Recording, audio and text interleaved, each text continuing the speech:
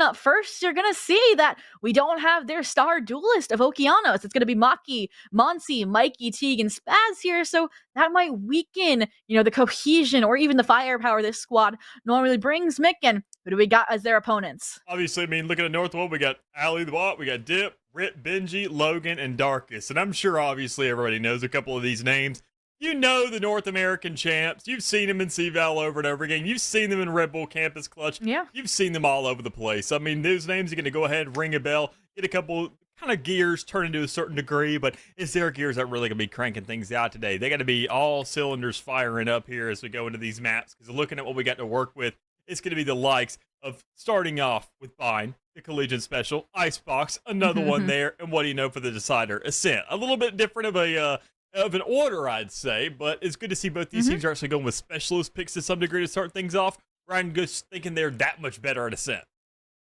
Oh, I mean, these picks definitely make sense. Blinn, Northwood University, trying to choose one of those weaker points for Blinn in that they're about even on those wins and losses, taking into account challengers and their performance at NECC so far. But then we go over to Icebox, Blinn's pick, where they have been 10-1 on this map recently, versus it's still kind of an even loss to win ratio for Northwood. The only thing I will say is that Northwood composition on Icebox could shake things up, but we'll have to stay tuned for that, because as for mentioned, our first map is going to be Bind. And I think my only other note to make that was skipped over when we were covering the Northwood roster is that when they played in CVAL Winter, mind you, they got slammed by St. Clair, both in the upper finals and then the grand finals 3-0.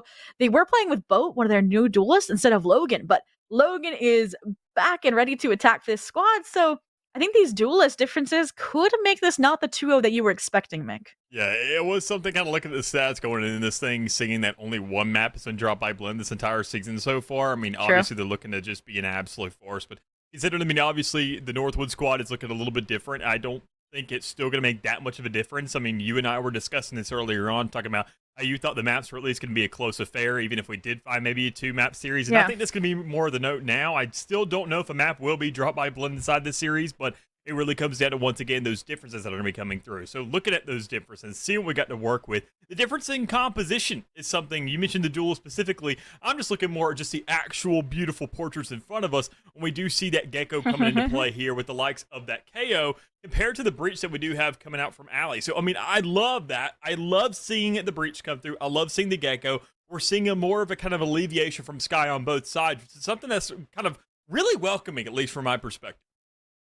Oh, I completely agree. I mean, this is a composition that they've been running pretty consistently in challengers, so I'm glad that the substitution in here hasn't changed things too much, other than obviously that duelist role is flexing over to Mikey, and it is going to be Maki picking up the smokes instead. So, I mean, Mikey is a very solid duelist as well. They run the double duelist still on split, even with all the changes that occur. So I'm hoping that means that these agents, that these players will still be in their comfort picks for Blinn. I mean, it really comes down to just how they want to go ahead and get this thing going. Knowing Northwood's going to be on this defensive side to start things off, I'm curious to know really how they take this approach, but they kind of go for the aggressive plays, and they've already gone ahead and kind of leaned into that a little bit, pushing outside of Hookah just right off the get-go, finding 2 players knocked down. You really haven't sacrificed anything else as an exchange, so I mean, this is a very good stance for them. And even then, Blast Packs could be the one thing just to kill alone, but already Spaz being the one wraparound player, looking to get on site, trying to be that hero guy.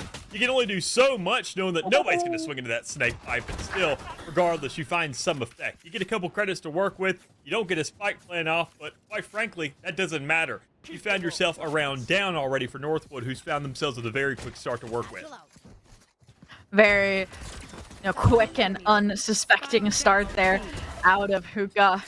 And it might be just exactly what they were reading into for Blinn. I mean, I have a lot of material to review versus Northwood had stepped out for a little while with the change in management and only made that recurrence after a quick, winter break with their CVAL winter appearance with the new squad.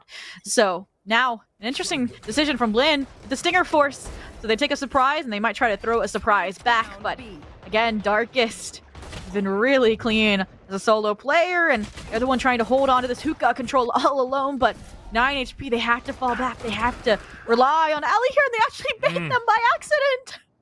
Even then, Darkus over there towards the back, not really having much health to work with here, and even then a good exchange coming through, knowing that rotation is going to be coming out, crossing over to the other side of the map, and already just warranting something here. Blinn College understanding that, okay, we're not going to let you put you down like that. We're going to understand the aggression coming in our direction in this kind of round. We're going to make sure that we're not really sacrificing too much. We do go for these somewhat awkward purchases, but I mean, knowing that the kits are going to be the biggest differential here, you do find a lot already with just that Cypher and that Brimstone being gone. The entire A setup was just completely diminished, and now you're looking at a free spike plate going down, purely putting Northwood here on the attack once more. And as they did it to start off that last round, and a round like this is a lot more important because the clock is ticking against you instead of into your favor. So with a couple tap TPs coming over, the players understanding fully what was happening there in terms of a couple taps or maybe just a little bit fakes coming through. Throws maybe not fake, but collegiate players definitely will. So with Northwood grab themselves a second, it's by a very close affair with only one gun being carried over, but it's not like that matters because Blinn bought up in this round as well. I mean, I praised the sight take there from Blinn, you know, checking all the boxes, ensuring nothing would slip through the cracks once they got numbers advantage in their favor, but ultimately, I think it was just Dip staying alive as long as they did on that site until the cavalry, the reinforcements arrived, and that's when they leveraged those better weapons and that high-low positioning from Logan on top of Truck to weed out, as you mentioned, based on the taps, based on the drawouts from U-Haul. But now, 2-0, like you said, it's going to be another force up here from Blinn. I mean, they know that the buy should be weak for Northwood, but Northwood actually also buying into this since they only carried one weapon over from that victory in the last round, and we're about to have a clash on Fountain. Crazy thing is that they're already going ahead. They know the kind of guns they got to work with this lineup. They're going for these longer angles. They know that Hookah's probably going to be pushed because that's been the past result for these other two rounds. That even then, they decide to smoke it off as well. Make sure to kind of close that distance. Make sure to kind of really bring that gap in the line between each two to kind of be more of a standstill towards that fountain. And even then, still finding relative success, which is just understandably insane. The side of Blinn College kind of letting that slip through, knowing that they're going to be keep on going in for these lineups over and over again, right outside Spices, right off the get-go towards that hookah lane, and knowing that even then, we've seen players push it over and over and over again. The typical lineup you see over towards A main hasn't really been touched at all quite yet. So I want to see really how they make these adjustments, even then going to the other side of the map, even with their own purchases in their own right in a map like this, or around like this, more importantly, when they finally have these guns to work with, knowing that they have a little bit more diversity in their pushes, their capable rounds and their fights that they can take. But last round obviously was the one that you really wanted to happen, and it just wasn't going to be given up because, well, Northwood know better. But I feel like this round is now their bonus, right? It's the rifle buy-up you expect to see from Blinn. Those weapons carried over from that flawless round, and they're even going to leverage this combination of the fault line and that showstopper, their trophy from Logan's early found successes, to draw that first blood and force Blinn College into an early fallback, an early rotation. They might be able to get the pinch back in Blink, but this flashpoint has to land perfectly, and that it does every frag. But Darkus is still alive, and they've been crunched by Ali behind. They're going to be able to leverage this stimmy just to retreat. Temporarily. Oh, yeah. Not able to really manage too much there. I mean, considering you did have that flank, or at least that kind of wraparound that was occurring inside of that A main area. I mean, you just didn't find the timing there to really work for you. I mean, you saw the teammates trying to go ahead and rush back, but you saw the breach kind of holding things out. Darkus going ahead and just delaying that time. But speaking of delay, you can't delay the round much more. Because you're looking at the spike, it's sitting in front of you. You got to make these reaches really happen. You got to make sure to acquire all the resources necessary into 2v1. Well, Mikey's going to be in a bad spot until the shots are missed. And, well, that's just by Dip. Mikey hits those and has a 4K for the round to get the first here to play with. That is a statement way to get your first round on the board. And I said they should be in pretty good hands for their duelist when I saw that it was going to be Mikey and not Maki on the pick, since Okeanos has stepped out for the evening, and that is one way to deliver. And they had a quiet first few rounds with only one kill, but that's been corrected, and so has their economy. But they're still going to be buying these lighter weapons, mainly the Bulldogs, coupled with that Stinger. And I'm guessing that's because they want to leverage this rocket. That, or they've already started reading into Northwood's play, expecting to take a head-on fight here, potentially for B long. They're going to go ahead and use that rocket. I will say one thing. They got to make sure to at least drop that vandal to another teammate. Make sure not to go ahead and throw it out there because, man, I mean, sure, you want to have the capitalization off the back of it. You want to have something else to work with. You do get that result there for a second. But already, look at the rest of the team, looking at the entire Rolling Thunder just going right towards the enemy spawn. It's over and over again. This pressure is just being exerted towards this attacking side spawn that feels like Blinn College well, while they could probably answer it, they just don't really have the time to get acclimated to it. Even with all of that in the ultimate trades, it still bubbles down to a 2v2 here. You're going to try and funnel the ult orbs towards Spaz since that Thrash is online, and for me, that's going to be the win condition here. I mean, you can see there was no forward challenge from Northwood University to deny, but they actually get the pit online in conjunction, and they might not have to use it. Monty, the 3K, Dip, having to challenge in, but has no information about where these players are. They find one, but Spaz has gotten the timing, the wrap around. Image even made off the back of that contact with the shock dart. I mean, just well played here. Moving back towards the defender side spawn, waiting for the taps to come through, playing a little bit more of a waiting game, and even then more so, didn't even know that this is going to be possible. It could have been a hole, but already, once again, we'd established that collegiate players do indeed fake, and that was the first instinct coming out from Spaz, but it's just not going to be enough, as you do see, obviously, Dip coming out. Last round being faltered away from his hand specifically, compensating for it in the next one at least. And while you're up 3 rounds now, it's not the biggest deal in the world. You're just happy to get another on the play with. Yeah, I mean, Dip there, not in any rush, even with the spike timer ticking away. They clear out all those angles. They don't make a single sound, and I'm still curious about the decision to drop the pit. I think if Spaz had just tucked away into CT, that would have been a very different situation, because the amount of time between it dropping and that exchange meant that there was no effects, no vulnerability to give you an advantage in that fight. So now, I mean, you're reset to a save round, and the economy for Northwood University, again, looking as strong as ever. Well, all those decisions are things of the past. Regrets to be made then, but decisions to be made now, more importantly, to kind of go ahead and make up for it. It's already a good start here from the side of Blinn College. Once more, able to go ahead and manage to get themselves one, but problem is they line up for alley right there towards that hookah area. Looking to manage one more, but the rest of the team is here to show up, and good God, who else than Mikey to go ahead and equal out the odds with 2 more to play with. And already Teague understanding that there is a player in that corner. You can funnel these guys out, and you can clutch it up once more. I mean, while Blinn College, sure, they even haven't really had the time to wake up and get things done as an entire team. Good God. The hero play potential of these individuals so far has just been utterly disgusting. I mean, that is quite literally single-handedly what has drawn them to this 2-4 scoreline. I mean, hero play from Mikey gets the first clutch, and hero play from Teague gets the clutch in the second. And that is why this roster is so fearsome, is just because they do have these standalone, powerful individuals. And we'll be able to see that now. They had it by previously. Northwood again back up against the wall, having to get some of these deagle buys. And this should be an indication for Blinn that they can speed things up. They can go aggressive here, but look at that fault line. They're going to have to bail them out here with the Thrash, and they're not even able to do that. Logan drawing first blood. Dip adding to that tally. And it's just chaos on site, and Northwood has walked away victorious with a thrifty, not even 30 seconds into the round. Just closing these guys off towards spawn. I mean, that Thrash should almost nothing to a certain degree. I mean, sure, puts the pressure on just from throwing it out there in the first place, but still, we don't find the necessary effect when you're not expecting these crosses towards those kind of outer sight setups. Then, I mean, you're just kind of caught in a bad spot at an even worse time. I mean, seeing that able to just go ahead and get all that damage off the Sheriff towards that outer area, and even looking at the rest of the team just kind of being choked up right towards A main. Even when they had the gun advantage, just things weren't looking too great for them, because you can understand that now at a point like this in the game, when you see what Northwood University is bringing in so early, Blinn College has learned to respect that almost immediately. Problem is, that respect is giving a little bit too much space to the side of Northwood to kind of push back up in that spawn and just keep on putting it down, where they just really can't react. This round, though, looks like Blinn College was not scared away from the prospects of the A site. Dip again with this kind of level of discipline, waiting for the rotations to come through, not wanting to give these solo fights over. Now, I mean, when you have a null command and an orbital strike to lean into, Blinn College, even if they don't have the best weapons, have some really strong post-plant tools. The question is, can they get the timing right, and can they hold on long enough when all this joint utility is perfectly clearing out U-Haul, perfectly clearing out all these spaces, but they just wait for the utility out and funnel back in. In here close, doing whatever they can, but I mean, considering you're in a 3v2 situation, Spike is being tapped, and there's just nothing you can really do beside it. It's set for getting that Sky Barrage down.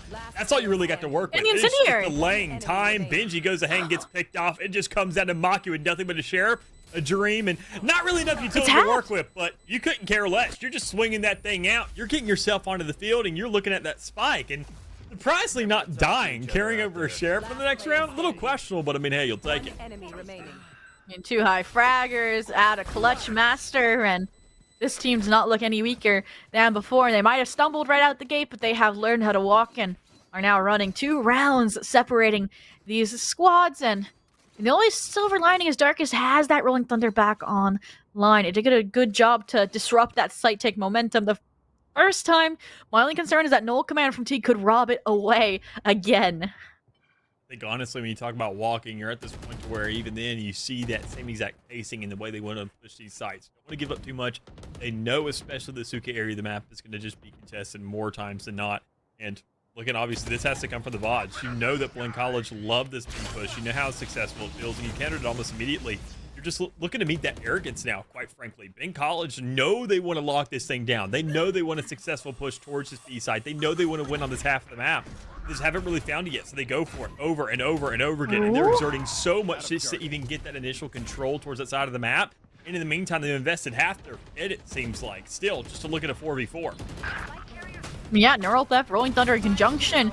It might not matter if Darkus can get all the frags on the board for them. But as you mentioned, it's early into the round. Yes, they've gained this space temporarily, but they've traded away so much HP that T could get this job done alone, mind you. But they have Maki with them, and they're the one that's going to get a 4K on the round and diffuse all of that pressure and now the lead that Northwood had established because they are within striking distance, Mick. I'm loving to see kind of the order of operations. I mean, things are really shifting here. You are getting your Gecko to be a little more aggressive on this attacking side. You don't typically throw your Gecko out into the world like that, but already Blinn College, they understand. So long as they get that spike down, they at least have a point of contention for Northwood University to kind of play around because they just feel like they're pushing really aggressive. And I mean, you'd think that, okay, maybe our spawn is that line of scrimmage, but whenever you move it up and whenever that spike is there, sure, you'd like to run through these rounds.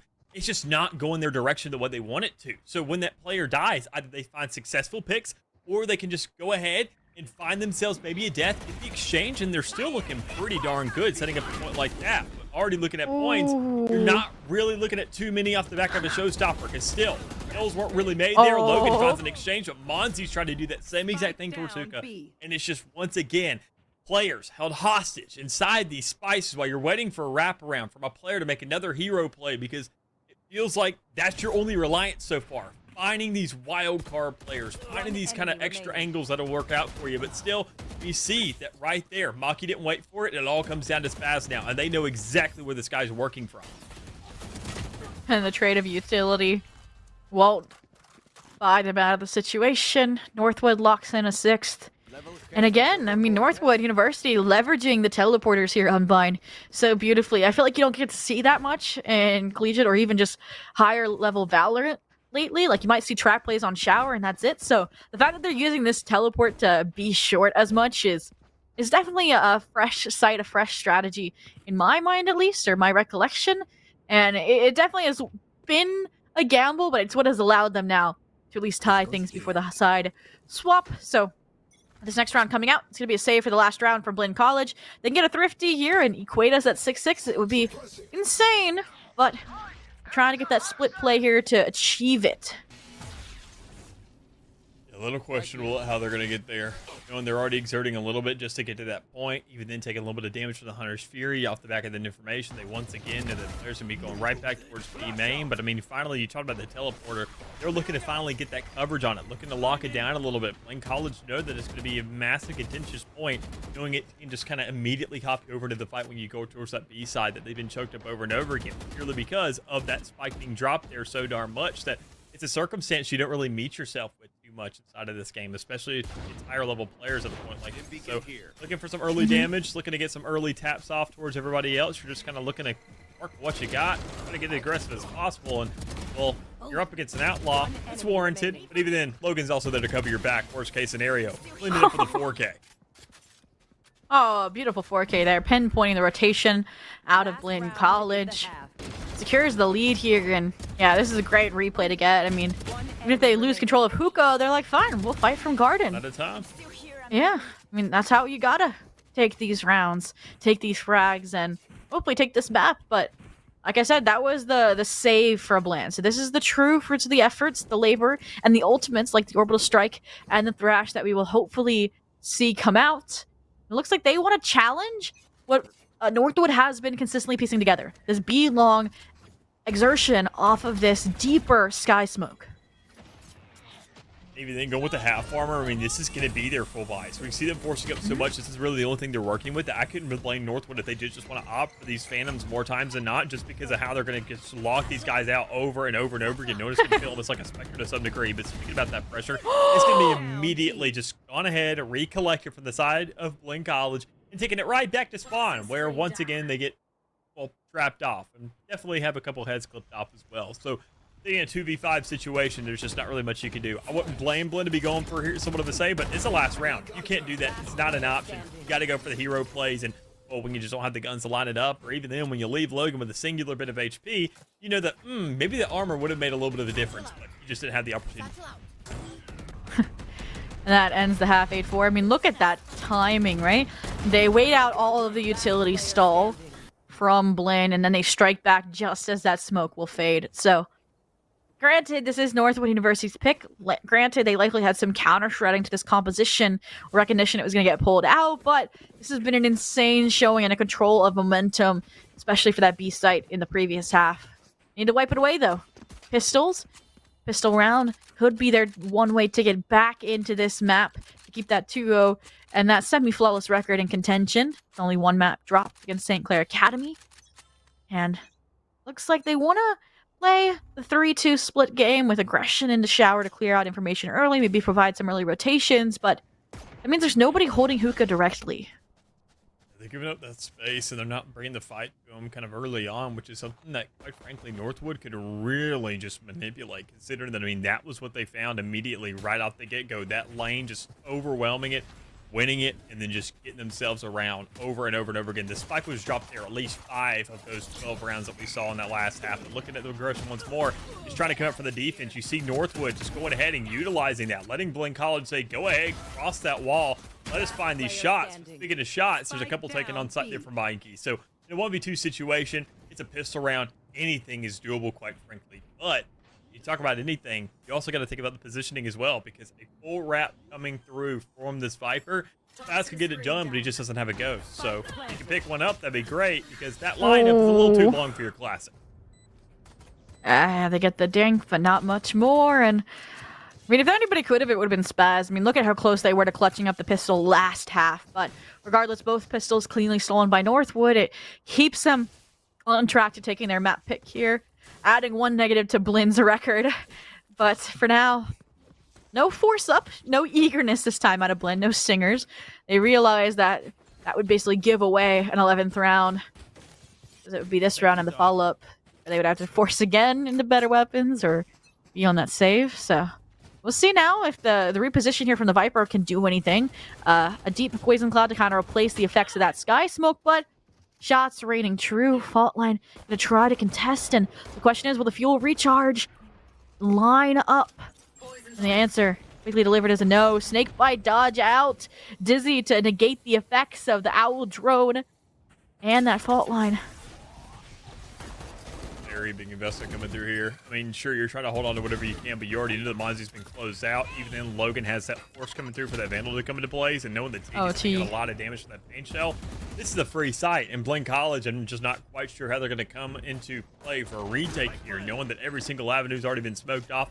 Those things are going to last at least 15 seconds, and then when you look at it, especially at this aggression coming through where Darkish just doesn't care about his own life, you're giving up a stinger, but who? Players at half HP. You know it's going to be an easy cleanup through. So what do?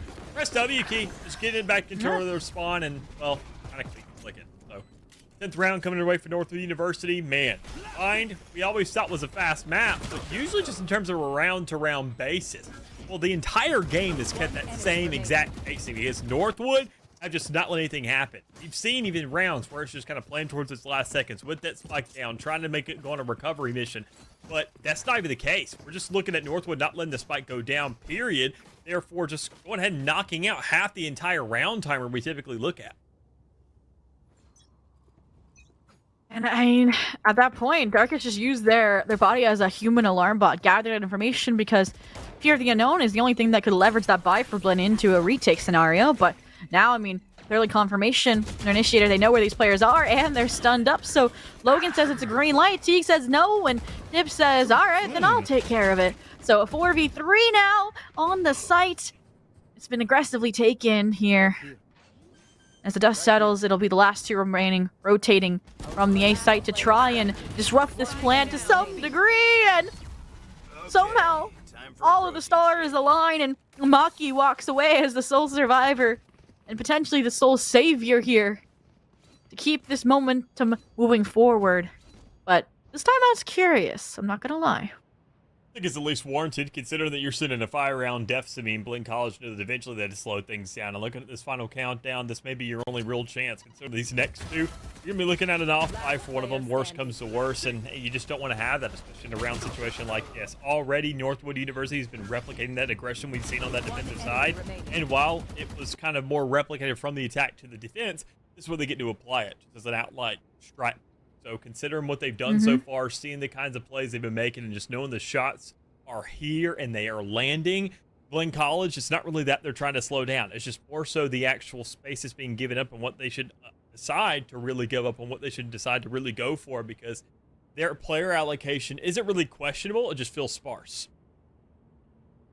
I mean, it's not even sparse. I feel like Northwood University just is kind of the masters of be long in this regard. They have been taking that space without much kind of counter from Blinn. I mean, that was even the case when they were the ones on the defense. So I'd like to see them kind of play more to deny from like hookah or from deeper in the B side, kind of like we saw from those rotations from the remaining two members of Blinn College.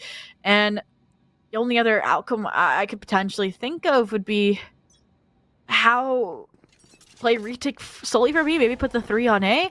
But this round, we'll see if they even need a third on A, because this 2-player approach and shower is going to be tested.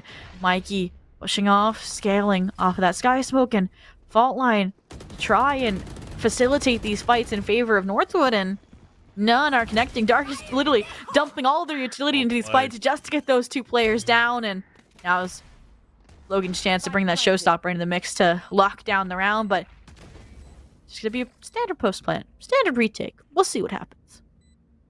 Well, not nearly as much as you would want in your standard retake. You have no duelist, that showstopper kind of being out of play, the Brimstone not coming into works here, kind of going ahead and cutting off at least those sight lines towards those boxes in A main, where it's just outright gunfights for the most part. In college, you have a singular player kind of coming on the flank that's already accounted for by the Brimstone, at least for a second, until he's knocked out as well. But Monty's got to speed things up, because this is going to be your play to really make the effect. And when he can't do it, well, quite frankly, considering they're gone. Health, he sure as heck ain't going to do it either. Sitting in that corner, waiting to die to spike, doesn't want to give up a pip. He's looking maybe for a last-second swing out to catch somebody off. That's just not going to be the case. Even then, all 3 players escaping with their lives. Just a massive difference going to this next one, considering that, I mean, that's free carryover. It's a lot of guns to work with, and that guarantees no matter what, unless Blinn College just look totally different from this round going forward, Northwood University are going to have a bye at least for the next 3. Yeah, very, very well composed here from Northwood University. Just consistently challenging those retake positions. Yes, they got caught off guard by Monsi, but even then they don't have the biggest weapon to challenge any additional frags back. And I think that it has just been Darkest. Like, not only are they fragging, but they are supporting their team. And as for mentioned, you cannot challenge Northwood University here on B long, because it does not work for you. You may be able to challenge them hookah when you have a judge, but even then a spy cam dart is really hard to deal with, and you still haven't destroyed the spy cam. So that's a perfect aftershock from guard into counter to single-handedly clear out hookah, so Benji gets the green light. The thing is, though, there's still 3 members for Blinn here on B. Because they know that there's player presence here. They want to go ahead and slow these guys down. They want to meet them. But the problem is, when you meet them, what do you get to work with? Well, a stinger would be great in that kind of circumstance, but you're just going to make sure to actually know the player's there and, well, are willing to hit the shot.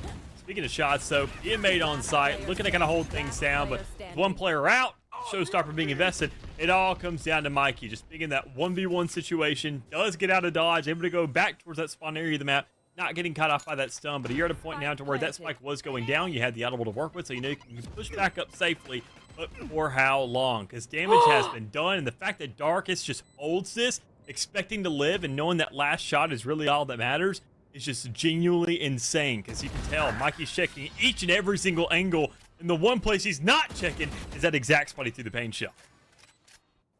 I mean, that's just 40 chess in that regard. It's like, if they throw the paint shell backside and I don't evade, I will barely survive with 18 HP, which, yes, is less than his 45, but then he'll never think I'm there, and the perfect situation when he satchels out. But regardless, again, Darkest opening rounds up with first bloods off a utility and closing them out in the clutches.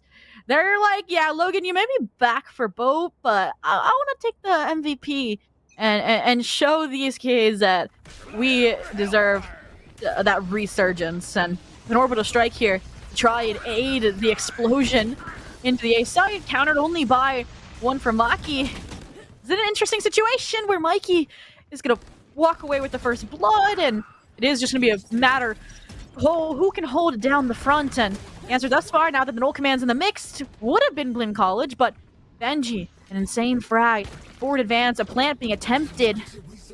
The challenge of U-Haul getting shut down in tandem means just like that, in semi-flawless fashion, a 13-5 victory for Northwood University on. Funny enough, another factor as we look at this map veto one more time is that we were just on Bind, which is a less experienced map for both of these teams. I mean, it was played 4 times by Northwood and only 5 by Blinn before today, versus the map that we're about to jump into, which not only is Blinn's pick, but they've played it twice as much, 11 times in the Challengers qualifiers and NECC this season, and 10 of those times were victories. So I definitely think this could be what sends us to that map 3 decider of Ascent, and what's more fitting to determine the Collegiate Kings than Ascent. But they have to get past this dirty composition, I will say, from Northwood. And we don't have it ready just yet because we're just jumping into Agent Select. But I can tell you that we get nudge. Let's see the deadlock, but I also would be understanding. It's a hard kind of, I guess, kit to leverage, and as we see those lock-ins come through, yeah, they're gonna pass by it this time and just go for that standard double duelist composition. It's usually Darkest running the deadlock, while you see, you know, Ollie and Ollie and Dip on the Reyna and the Jets. So they really are just trying to accommodate Logan back into this, maybe going to a former glory of Northwood here. And on the side of Blinn, I mean, tried and true, you've played it 11 times, won on it 10. Yeah, go for that harbor.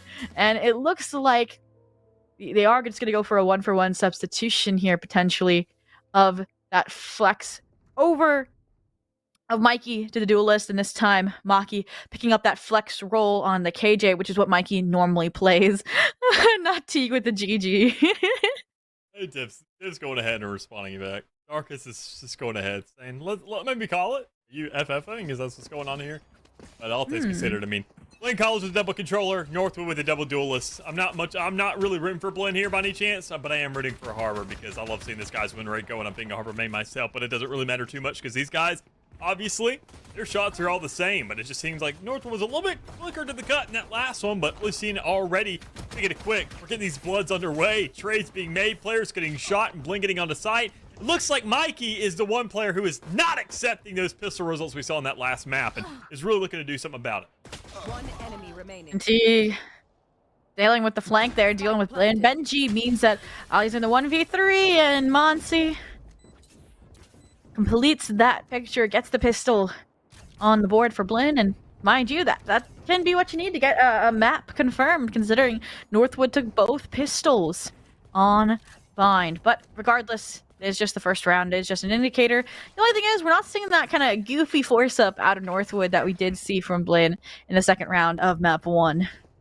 Yeah, I mean, looking to see really what's going on here. I mean, to start things off, you got to look at what Northwood did in that last map. I mean, they were putting Blinn College in a situation where constantly they were forcing up. They never really had too many rounds where they had full armor to work with. So, I mean, this could be a benefit to them to say, hey, we could finally afford this full armor maybe here for our map, and that can make the difference for us. But one thing that's going to make a big difference, at least starting things off, is considering that one player's already lost a lot of HP, and that's going to be that lineup going over there towards Rafters and looking to see kind of what's going on.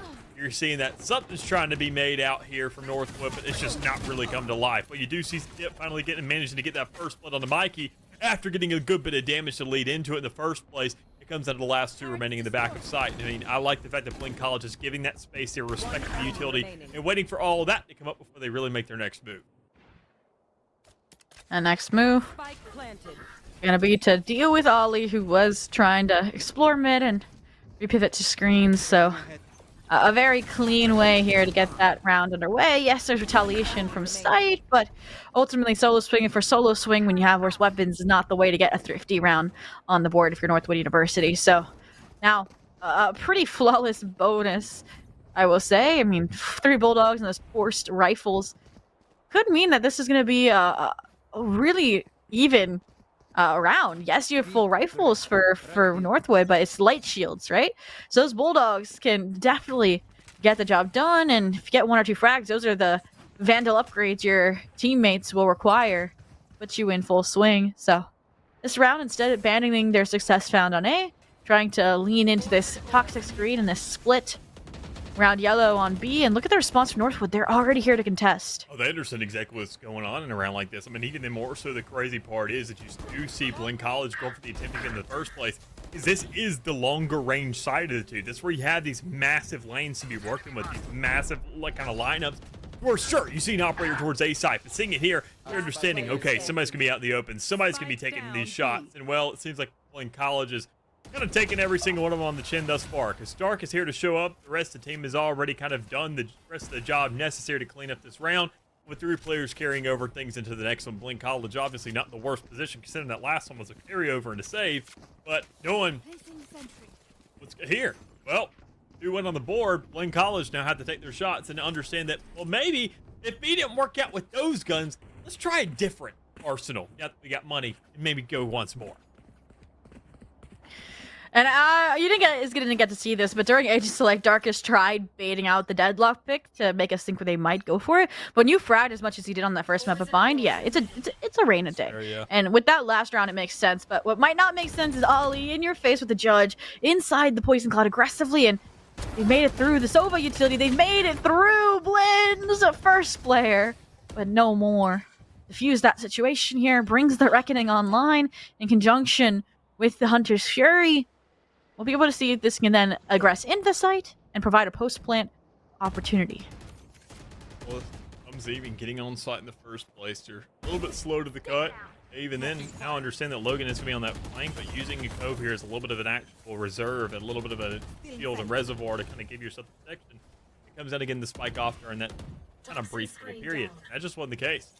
AJ nades available on that defense. Going to go ahead, flood right through that thing like an closet divide, and the rest of the team being there, already taking those shots. You understand that Logan still may be on that flank. He was there earlier, so where is he now? Right up the tube in mid.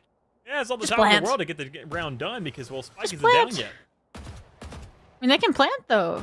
Yeah. I mean, it's a jet. There's no mollies. There's nothing he can swing. So the fact that they reposition and take that loss on HP is an interesting choice, and we'll see if it pays off in the end. They want to mock a reposition here window, which Logan doesn't seem to be aware of just yet, but they are very thorough players, and they know how to clear angles one at a time. And like I said, that gamble just barely pays off. Monsi getting the timing there. Maybe they were hoping they were playing that together, didn't expect to swing out. And just like that, they stemmed the bleeding to get that round on the board. They technically were. I mean, that seemed like the last place that Logan was looking back towards, was towards that kind of left side of that angle that you were holding, looking towards the middle side and trying to see what's going on there. With a little bit of couple jitters here and there and all over the place, you're expecting, okay, maybe that double swing is going to come through, but it does, just from a different angle, maybe with a little bit of delay. So that's something that you're not expecting too much into the duelist. You're in the mindset of, okay, I swing, I go fast, everybody else kind of meets my pacing, but if you want to win this map, you can't do that. You can't play into the hands of Northwood because, well, that first map was extremely quick. You gotta slow down a little bit, but it doesn't change the speed of these first blood. You said they can't play into the hands of Northwood. That's exactly what they're doing. Giving them those eco frags, and I mean, now it's a 1v5, and that was your lurk player, Spaz, on the other side of the map, and Spike has been swarmed along with those weapon upgrades that Logan's gonna use to propel that team into a thrifty. Oh my goodness, Benji, first blood, follow through, all picturesque, and I mean, now we're just going back and forth a little bit. Yeah, we're getting ourselves a map. That's all that really matters. I mean, considering these two teams, now the respect is on the field. I mean, obviously, Blinn College thinking that this was going to be a little bit of a wash to start things off with. Now, we're just understanding, all right, this isn't the game we were going to expect it to be. Now, map number 2, their backs are up against the wall. Northwood's the one who really has to answer, and with them not starting really too as aggressively as they could on the likes of Bind, they're still on the defense, and I think still when they come into the attack, they're going to be just as prevalent. Now, a change in strategy from Blinn, realizing that more directiveness isn't the answer, but when you're challenging through an alarm bot, that vulnerability can take a toll, such as frag after frag, and even if they fail, Dip had the flank pinch play, and Maki also falls alone. And no. There's Northwood back, Mick.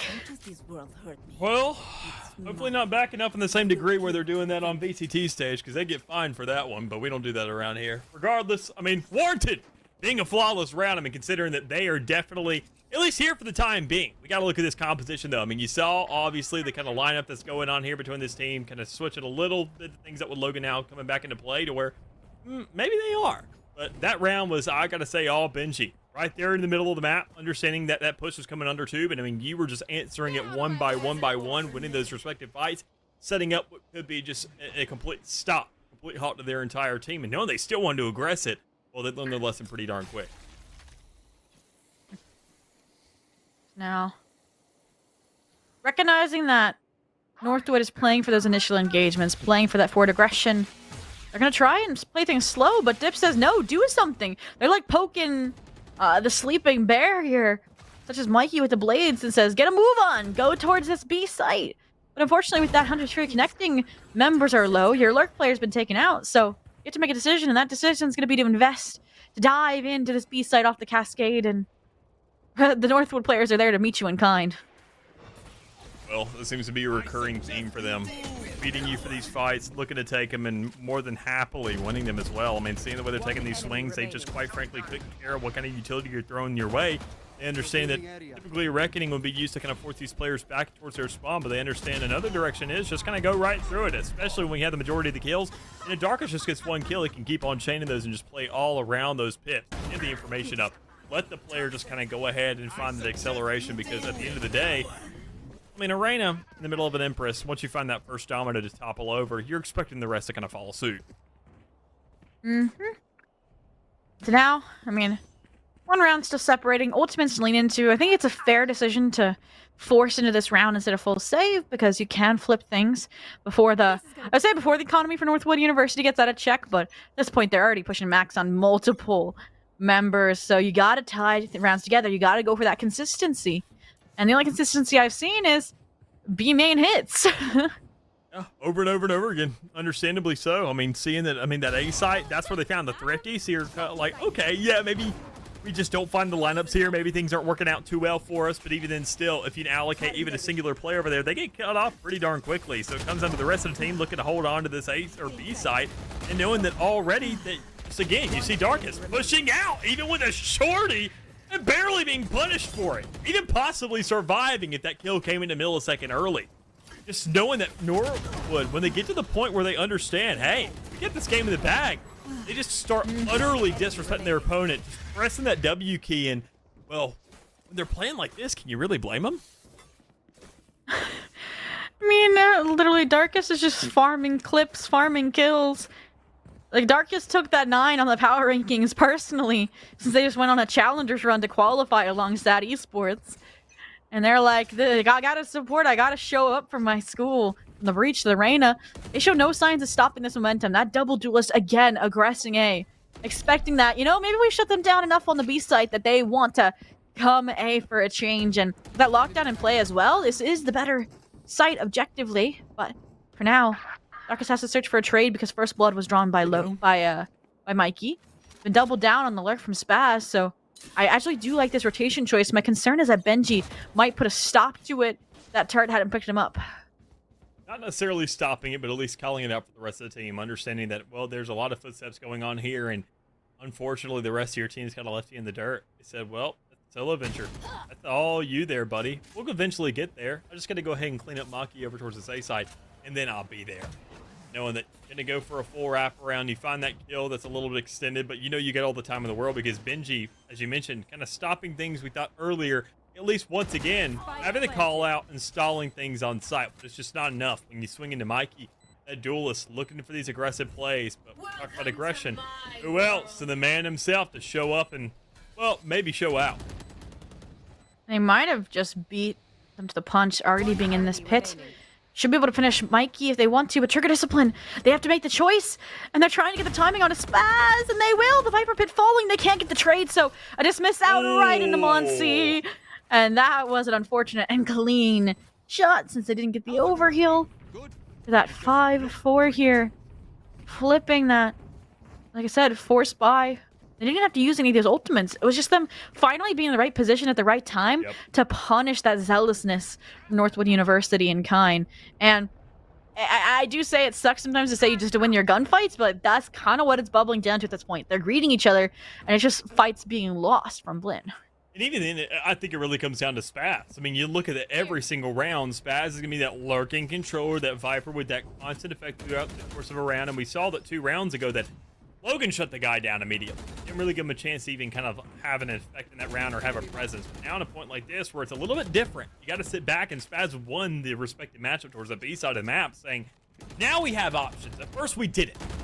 We don't know where these guys are playing. Now, who knows where they're going? They're more than likely probably rotating, and even then more so in a part like this, where you don't even have to worry about it. So many first bloods, and especially towards the side, already closing out these guys to where, even if you wanted to rotate, what kind of resources do you have left? Is there? Not much. I mean, Spaz kills are only ones alive here. They have to go on their own adventure just to recover the spike, and you have less than a minute left, so I mean, you don't even have information because none of your initiators are there, so and you can see it. They're just kind of, I think, holding where they are. Maybe exploring the potential option for a save. Oh, we're just searching for frags, searching for a way back into this round, and it's a huge pick because that's all of Kitchen Control wrestled back.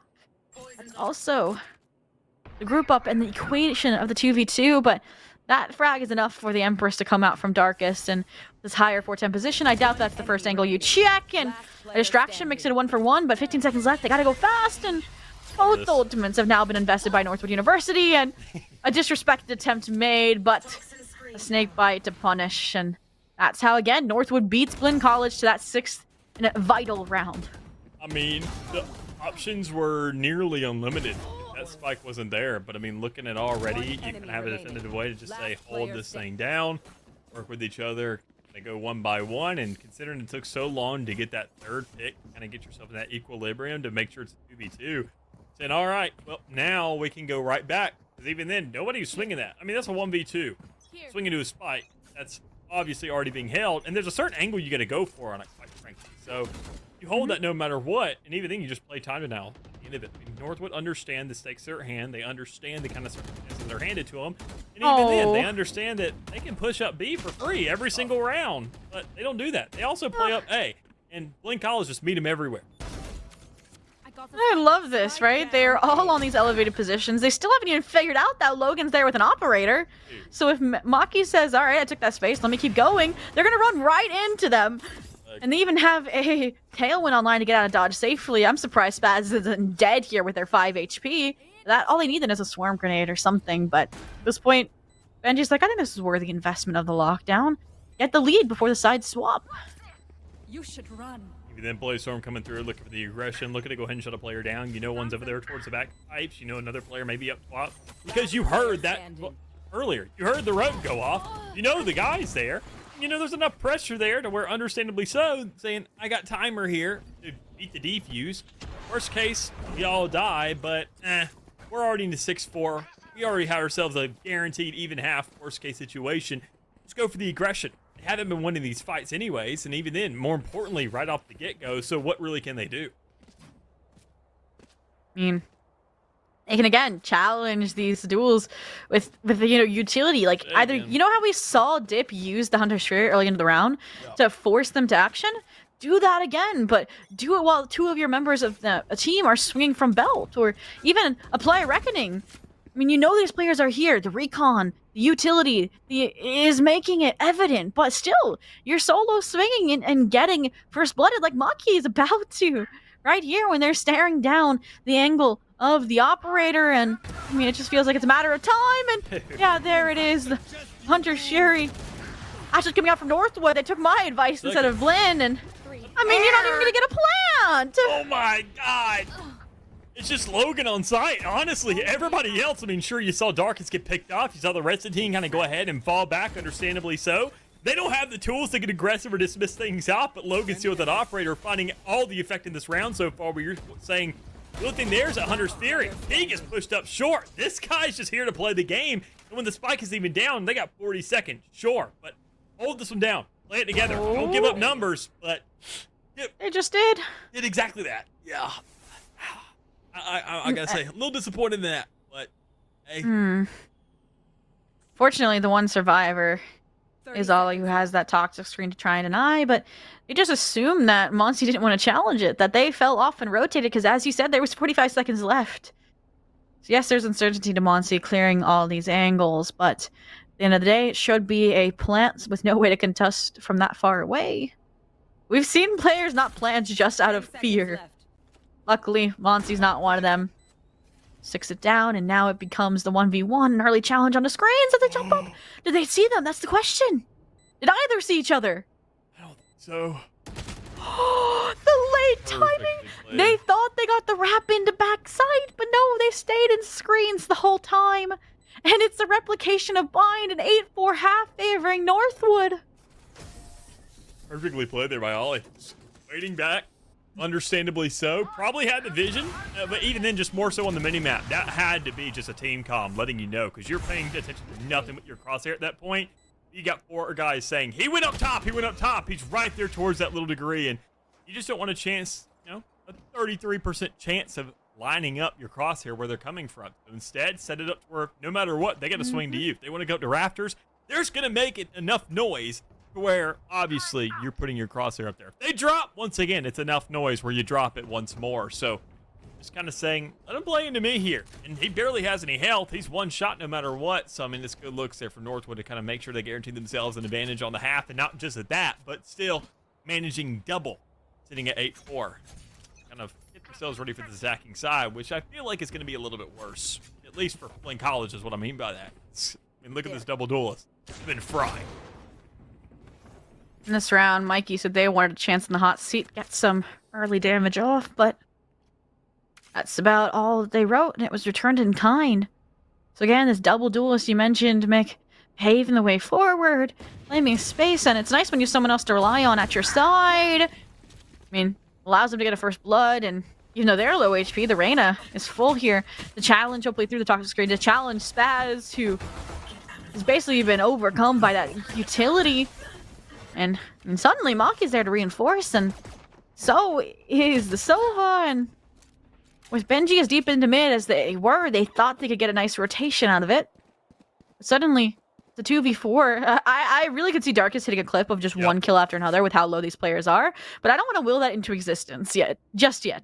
That's exactly what I was thinking. I mean, Darkus, I was thinking, oh, if this guy's going to sheriff, I mean, this is something to work with. I mean, even then, just work with a ghost instead, but even then, with the ghost, if can't see the player that you're shooting at. 30 seconds left. And I mean, sorry, Dip, but with 10 HP, someone's got to get that trade. There's no way you get all of these right. One, looking for 2, but I mean, look at who still at full HP and tucked away, and the high-low might be what they need, but look at the pivot. They have Spike. They're going to run right into Deagle. But I feel like a Deagle, it's a hit or a miss, quite literally. And it's the hit. I mean, it only takes one body shot, and just like that, a pistol this time in favor of Blinn College. A needed one at that. Oh, I mean, a desperate one at that. I mean, considering already when we saw Northwood going ahead, opening things off, getting themselves finally another pistol round, at least on this map. I mean, Blinn College, these pistol rounds have what kept them relevant in that first half. Keep in mind. I mean, those first 2 rounds, sitting at 4, that was half of their entire game plan there. And, well, I mean, it's all they really had to work with, quite frankly, because only squeezing out 2 rounds when the rifles were there to play. You're looking at something marginally worse. I mean, a 10-2, goodness gracious. That's just something you're saying, no, that's basically a death trap when you're playing at this caliber. So, now sitting at 8-5, things are looking a lot more feasible here. It really comes down to, once again, what can Northwood do in this situation? They do have players kind of lurking around the map. Benji isn't going to be nearly as affectionate, I would say, and kind of as much of an actual presence whenever you're on the attacking side, kind of looking at those lurk watches, because, well, on the defense, you have all the utility for it. You're just not going to set up if it's not on site. And Spaz trying to play safe, trying to bait these players into Mikey, who is suddenly on par for an ace with this Marshall. From the first blood to this ironclad defense, the B site. Yes, please give it to them. Don't shock dart your own teammate. Let them have it, and they will. Blinn College, not so deep in the hole that they need those desperate rounds, so they give that away. And I mean, that's going to be a nice clip on the replay. 1. And then 2, and then 3, 4, and suddenly there is the 5th and the ace. I think that fight even lasts long enough for just Mikey to make a full lap around through the map, pushing up towards A main, backing up towards defender side spawn, then making a trek all the way over across the map. I mean, obviously you can't really beat Northwood up too much with nothing but classics to really work with in a round like that. But I mean, still, now with the rifles to work with, I don't think they're going to let that happen once more. Understandably so. Letting a player sneak up on them like that, and now they have just even more player presence on towards this B side that they have to go up against. They're going to understandably push a lot quicker in a round like this, saying, look, we're going to win this thing out. We got to do it in one fell swoop. I mean, dang. Monsi asked to deliver the world on this B-side defense because Spaz is trying to play off their utility with only a Spectre. And while they deny the plant for now, they can't deny Darkest and their Rampage. That's 2 on the round for them. They've single-handedly opened up this B-site, but even then, Northwood being careful. They recognize the Viper utilities here. They recognize that Mikey has been playing treacherously from Snowman, and the Outlaw, if he gets a body shot, that's easy pickings for a Spectre. So, a 1-for-1 trade to put things at a 2v3, and now I'm starting to question why Northwood didn't plant earlier. Yeah, I'm sure everybody's kind of sitting on that side of the hill, but what it really comes down to is, I mean, what do you want to get done here? Knowing that already there's player presence, you had the Outlaw lineup, and you're saying, honestly, if that's our biggest threat that we're looking at right now is a player in the back of the map with an Outlaw, then honestly, we may just be able to beat him to the cut over here, because that gun is not going to be nearly as efficient on the retake, but even then, you're kind of giving up that space to say, look, that guy could pick up now a Vandal of one of your drop teammates towards that east side of the map. And that's exactly what's done. Mikey was able to acquire that, now pushing up, beating Darkest, finding a free pick off of that, and it just comes down to the other 2 remaining teammates who are looking to kind of get something done here. Ollie, gotta give credit where it's due, looking for a little bit of a peek over the top. You understand Maki's there, you know the guy's now basically won, but still, here comes Mikey. Duelist, the clear, the ace from the last round. Not really on par to get it in this one, but still, a clutch would be really nice when you're looking for relevant stances and looking especially for rounds in this circumstance. But already dipped, comes under the double swing once more. Ollie's there for the first, but Maki surviving those shots earlier on, able to close out the second. Very, very clean retake there. Buying down the clock. I mean, yes, Mikey doesn't get the glory, but get the round at the end of the day. You put yourself back into contention here within 1 round of Northwood University on your own map pick that you needed if you don't want an early departure of a 2-0 to taint your undefeated series record. So now, I mean, economy dwindled for Northwood University. A fragmented buy against this full investment from Blinn College, minus Mikey, who's going to be leaning into that sniper rifle Bladestorm combination. I mean, it's wreaked havoc so far. I don't see why it won't again. It looks like this time they think it's just been chance that Mikey's gotten these first bloods on A, so they're going to challenge it outright and even deny space prematurely with that snake bite. So great countermeasures and maneuvers trying to come out here, but fortunately Owl Drone, thanks to Maki, won't spot Mikey here on screens, and instead the jump peek that will, and a body shot to put Benji on a lifeline, and that makes it easy pickings here as they've crossed through the toxic screen, not expecting Maki to strike, and I don't know if they're going to get a plant this round. I don't know either. I mean, wait, why'd you kill Ollie? Dip! They're expendable. It's okay. There's still 4 guys. Dip is the only one alive. If it was Darkest, maybe you're a little concerned, but They didn't even get, like, pings off of people. Everybody there for Blinn College was full HP. That was not a worthy trade. No stonks moment, but it is going to be the even 8-8 here, favoring neither side. But maybe Blinn, if you think about how their economy is now dually supported, I mean, lose this round, and Blinn's looking at double digits already. regardless, I mean, Blinn's on the better end of this, considering the money they got to work with. Even then, Mikey has that Bladestorm up and ready to roll, kind of looking at another operator in the next round. you're expecting this to kind of come their way here for them, and knowing that even then the guy doesn't even need it. Looking at, I mean, the kind of effect he's had in this game so far, it comes down to a game of expectations versus surprise. And while Northwood was bringing that aggression once again on defense over and over and over again, now it's just kind of saying, and they're supposed to push, right? Who's probably gonna get the lead of this? Darkest. Yeah, that makes a lot of sense. And the last round didn't even leer out of this Viper's cloud just to kind of go ahead and find that effect. Raw swung through that, which is wild. I mean, I understand the ego, I understand what these players can do, but I mean, I expect a little more from him because you saw the defensive half. I mean, Darkest literally made it look like a pub. He just looked at that. They did. And he was an absolute menace. Now they can't get everybody else online. is kind of meeting him. Yeah, I mean, even here, nice double swing. That still only makes it a 2v2. And yes, Mikey's low, but I mean, Maki's been the one to complete the duel as they start. And I think if Mike can get 1 or 2 blades off on Dip, it would make it a lot easier for Maki, but unfortunately, it's not going to be either of those outcomes. A reveal, now the second layer of utility in the form of the drone, not even giving them an opportunity to take a fight. I just want to see a double swing from these two, but it's just insults, trying to damage the ego, and a pop and swing after all that utility from Dip is definitely one way to leave that mark on the brain. It's absolutely cornered. You saw Mikey there. Not too much HP to work with, considering the aggression coming off the Blaze Storm. Looked good towards the A site, but once you get kind of get into a more long-range situation, I mean, you didn't go home unscathed, so that's the biggest problem. And for Northwood to finally get themselves a first round, that's all they really needed, quite frankly, just to kind of get themselves online. Understand this map, in this half more especially, is not a lost cause. It's just taken a really long time to wake up on this side and get kind of adjusted to what's going on here. So, I mean, I think, honestly, so long as they kind of play this round, same tried and true, understandably so, honestly, throw Logan out there. Let him get a little more aggressive towards his A side. But that's just not going to happen because, well, you understand that Darkest is kind of getting in there and just dying, but still taking out a couple players. Put him somewhere else. Put that pressure into play and use it. And I feel like Northwood has been trying to generate pressure. I mean, specifically on some of those B-side execs, they gained so much space and then just waited for more players from Blinn to throw themselves into the fray, and that's when those Blinn players were delivering. Even here, right, so much space being taken. They're starting to whittle away that post-plant utility from Spaz, and a forward challenge they don't need provides a 1-for-1 trade. And low HP now for Ali, who, I mean, that should have finished them off in its own right. Yeah. It is dead. That last shot to the body. And they leave! They're not even planting still! And look, the Killjoy, like, they're anchoring on the A site. So, Dip has to go huge here. It's basically an over round, and I don't think that trade is worthy because they're going to be met by Maki. They're going to be met by the rotations or a 2-person retake at worst from Blinn. Not expecting Maki here at all. No.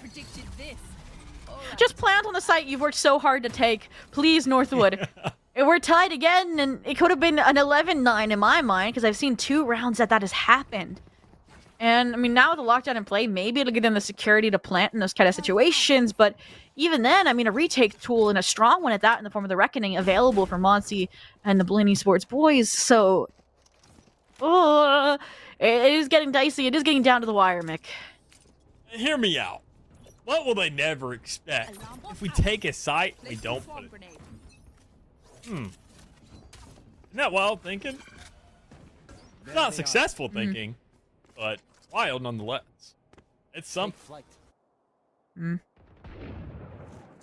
This time, this go around.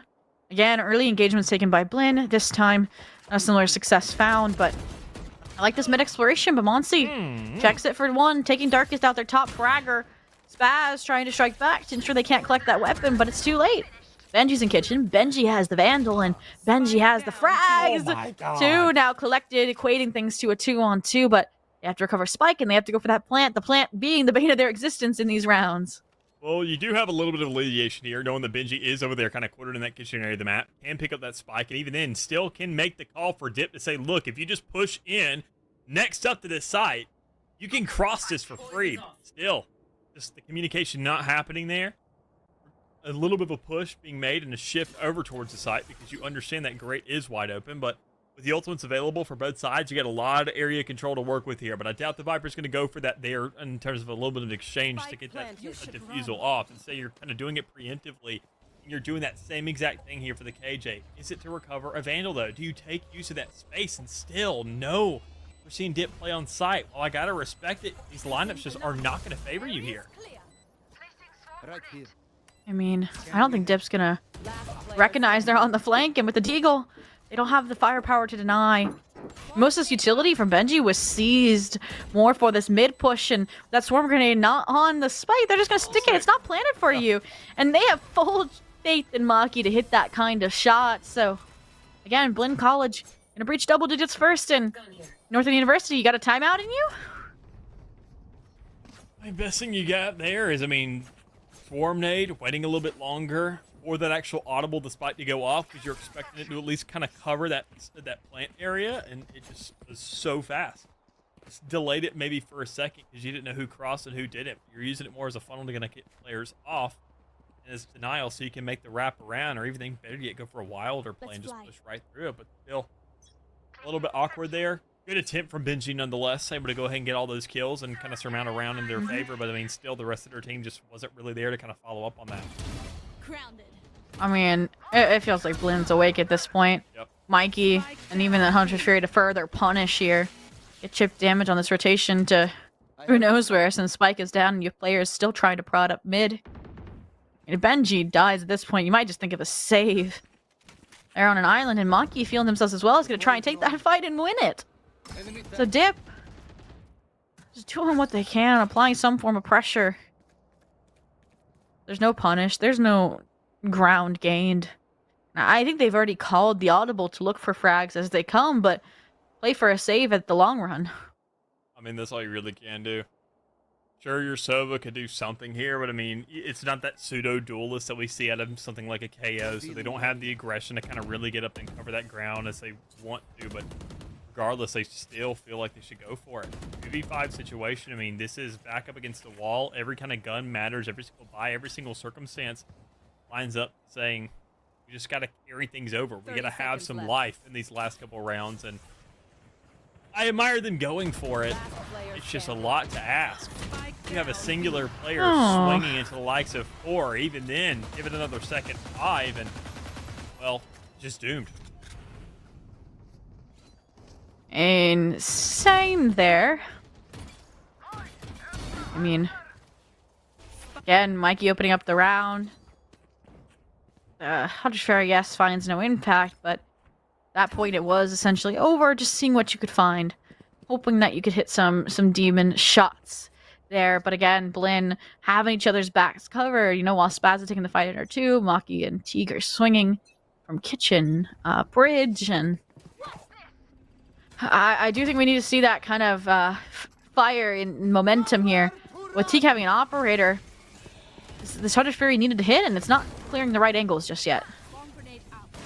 They're not really doing much, not finding too much of an effect, but finally do get that blaze from on site. It just doesn't really find anything off the back of that either. You got to look at the two players that are knocked. Both of the duelists not here to play, not here to find the shots, and even then more so, the Reckoning is here to at least find the stuns. All the ones necessary to kind of close these guys out. While Benji's been looking for a little bit of a wrap back towards screens to the middle of the map, it's just not going to work out. Immediately snuffed out, and it all comes down once more to Dip. That supporting player towards the back of the map with a Guardian hand, hoping that somebody would swing into his line of sight. That just, well, never happened. Considering that still 3 players are alive, and the only real effect you found was from everybody else who was just pressing W key, praying for effect. Like, they've definitely had Benji's number in that regard. The timing never going in their favor, but just barely spotting the cape of Teague means Dip is given a freebie here. But even then, they don't have the spike. They don't have information, or either the other 2 members are for Blinn. Time ticking away, 20 seconds left. They're trying to wait out this toxic screen, but that just might unveil a Spaz here on Rafters or Monsi wrapping around the back of the site, and Northwood's not even going to get plant money as Blinn College reaches map point. 9 to 12. Operator not recovered, but I mean, honestly, who cares? You got money for days here if you're on the side of Blinn College. They've thrown themselves 4 together twice in this half so far. I mean, Northwood University obviously just forcing up whatever they can. It's going to be Benji now with the operator, or not operator, Guardian, excuse me, to work with. Ollie and Dip having these Vandals, the only ones present inside of this round, and Darkus, you're praying that your top fragger, your guy who is just running through these players in the first half, well, can hopefully kind of work around these screens, all this kind of cover back and forth to at least kind of get some ground acquired. But it comes down to the same situation. Are they going to actually monopolize on the fact that they cover this ground, or are they just kind of going to give it up and send Darkus in alone? Be faster. And sending Darkus in alone may have worked in the first half, but it isn't now. I mean, that's been shut down and locked down in place as well to deny this site, and at least for taking this with a grain of salt, Northwood commits to an early rotate, but that Tateman's going to stall out that momentum as well, so it's going to be the re-hit attempt, and Mikey's prepared to challenge that, prepared to punch their ticket into hopefully map 3 on Ascent, but they only find one. They're traded out, making this a 2v3. With that hit online, this could be feasible, but they don't know where Monsi was in Maze, and yeah, just like that, Dip also throws their life on the line for it to be snuffed out, and 13-9 means get ready jump into our agent select here. We're gonna see not that composition, we're gonna see the mirror metas composition. Our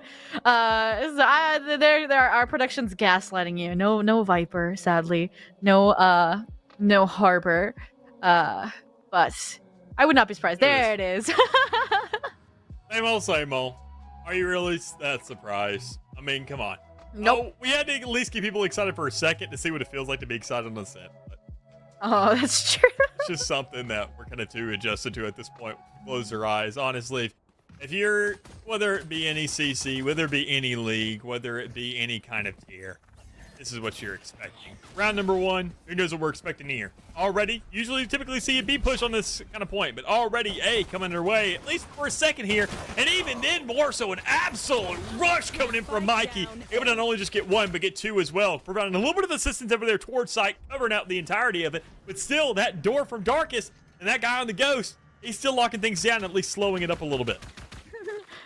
Come on, Darkest. You're an intelligent player. You know you can't wallbang with a ghost. But regardless, the damage has been done. A 3v3 unfolds. Site control conceded, but this time Blinn's the one not really wanting to plant the spike. They have no information on what lies beyond this dark cover and tree, and they wanted to deal with that flank pressure before the plant comes through, that or deny some of this utility dumping from Dip, but neither comes to fruition, and now the clock's up against Northwood University. Clock's ticking against Northwood here now. You have at least 3 players alive. You got Darkus still with that KO. Been able to play that pseudo-duelist role. Has the flashes. Has the util shut down.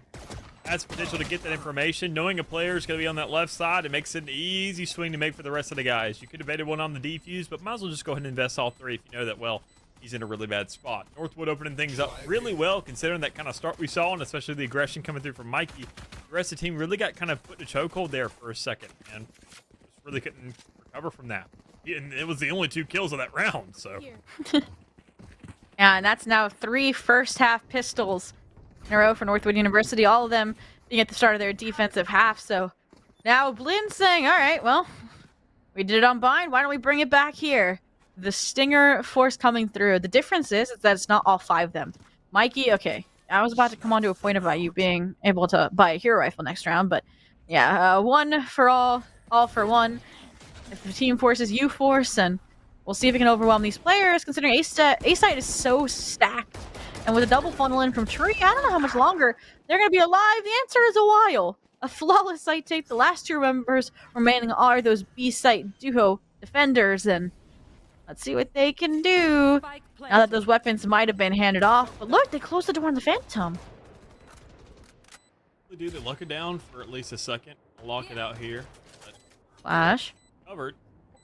And still guns in the hands of these college players. So not the biggest deal in the world as he's able to go at least manage one of these guys. But looking at the rest of the team, and even then Maki coming on a very late play through catwalk, it makes it doable here. Saving? Probably. Yeah. All right, I understand Benji saving because they had the Phantom. But Dip has a Stinger. Unless they collected a different weapon. But yeah, no, that's still the Stinger. So I kind of wanted to see them take some of these fights here, particularly against Maki's about to swing. Back turn, though. Again, nerf Stinger, please. And they don't even get the Spectre that they were holding, which is insane to me, but yeah, that means that they're just going to have to bonus a Stinger here. And the rest of the team for Blinn buy up. Feels more so just kind of an escort there for Benji, just having that one extra player there saying somebody coming from main, and just if I die, just run at that point or just take a fight somewhere else. Try not to just hand that gun over. Better yet, just don't drop it. That's the biggest goal overall, but that's kind of one of the things that we'll see on this map so far, at least one of the more exciting things we could see. If the composition isn't going to catch you off guard, the starting lineup of the first 3 rounds may.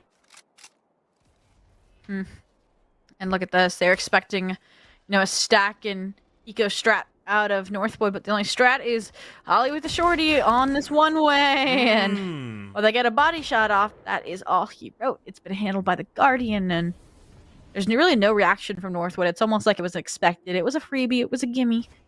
While the rest of the teams hold these crossfires, hold hands, at least on the B site, for Benji and Dip. So now, Blinn feeling like something's off there, that the Omen was alone and there was no recourse after that frag. Kind of hit the screeching halt here, the brakes, and rethink, retime, and I can't tell if Monty got spotted by that 0 point they did. So they reinform as well. Take flight. Now the Spaz is back. I thought it was a little weird that he was just looking up at that default smoke the one-way usually goes, but Cover going on. being back, the rest of the team went away. Considering that Blinn College obviously has the guns, you're expecting them to kind of go ahead and just roll through this round 30 so seconds far. left. Comes down to whether or not they can cut off the rest of these Oh, guys. they got in. Find a nook and a cranny to work with. An insane I love the little strat. wedge there. I love that Not ready for strat, the but spike. yeah, I have a Bulldog. It's not going to happen. Dip with his Phantom, though. Might make it happen. Unfortunately, Maki again backstab through tree, juggling some weapon upgrades for the team, and Blinn showing why they're the kings this far with that 2-1 early lead. One enemy remaining. Get things underway here. Blinn College been getting themselves a second. This is what we're expecting out of them, at least kind of getting themselves an early lead at this half. Or just better yet, managing one is really the biggest task for them to kind of topple here. Considering, though, that Northwood doesn't really have too much to work with. They're still going for these half armors. You see 0 creds out of a couple of these players looking to just make sure they have the kits to work with. You do see the Odin now coming into play out of Dip, so I'm curious to know whether or not that's actually going to find any effect, but the spray through is enough to at least kind of funnel these players out of sight, kind of maybe go somewhere else, maybe into the hands of Darkest right there towards mid, but even then those shots missed, unfortunately, so not too much bloodshed just yet, just a couple ticks off the back of his Stinger, and, well, the rest of Blinn College looking for an opening, considering they have a very widespread default, the 1-3-1. I mean, that would have been the opening for Maki, but Dip on top of it. Now, they have to commit to the safe split, and I need to see some cohesion here between the tree and main players, but no. They're allowing Logan and Darkest to put their full faith, focus, and effort onto tree here. They're trusting in all of their dice to jump peek main to get that information, and because of that denial, it feels like Blinn College doesn't know where they want to go. They're hoping Spaz can find something here mid, but Mikey makes a decision for them. Says, I gotta play solo, I gotta play for these frags, and fortunately, Bladestorm not gonna deliver that, so Benji, I think, is trying a last-ditch effort here to clear out the B site, but Benji might get the timing here as well. Hard to say that, or they're gonna wait. They do have numbers advantage. Yeah, they're just waiting. I really can't blame them here. Just hold the smoke, see what's given up to you. Kind of get a read over the rest of the map and see where these guys are at, and already get the paranoia underway with the near sight. Scan off the back of a recon dart. I mean, what can you really do here? Zendamonzi in a 1v5, and can't blame the guy not for doing that. At least found his one, but considering the rest of the team didn't really have that same exact fortunate circumstance, it's another round for Northwood to tie things up. This is very, very well structured. In terms of that denial, I mean, like I said, they were able to dedicate 2 for tree because Ollie was holding down main with those jump peaks from Dice, and then join that with a clean rotation and no corner left unchecked, no stone unturned. I mean, you saw how cohesive that was. The flashpoint and the paranoia simultaneously, just to ensure a hero play from Spaz couldn't come underway, and they completely shut them out of frags at this point. No kills on the board. Fortunately, a buy does come through. Monty and Dip will find out who's the better Odin user here sooner rather than later. My eyes are on Mikey with this operator. On the attack half, mind you. Comes down to whether or not that actually comes online. I mean, Blinn, the attacking side, isn't really the place to be bringing that operator. We saw him wake up with it early on. It was with the Marshal, but I mean, still, finding a result, I think, honestly, Northwood now understand that maybe don't pick that anymore. We'll find out, though, whether they learned the lesson or not. Even then, panels, apparently not safe either. You're now at a stage where, with full guns kind of in everybody's hands for the most part, it just comes down to a little bit of a tug of war when it comes around to information. Who's going to give up more? Because we're going to be at a standstill here for a while, but when you already see an even exchange for either side, it just goes right back to ground zero, considering that not much ground has really been picked up here by Blinn so far. And I'm not falling asleep just because it's Ascent, but because neither of these teams want to make a move. Right. We might finally see some investment of utility from Monsi towards this B site, but no, even they hold off, and that's some decent chip damage, but still, Ali walking away with their life here. And that's an early indication as well to pull the rotation from Darkest. They clear out mid-market with that 0 point to ensure they can focus on CT here, focus on denying that choke point.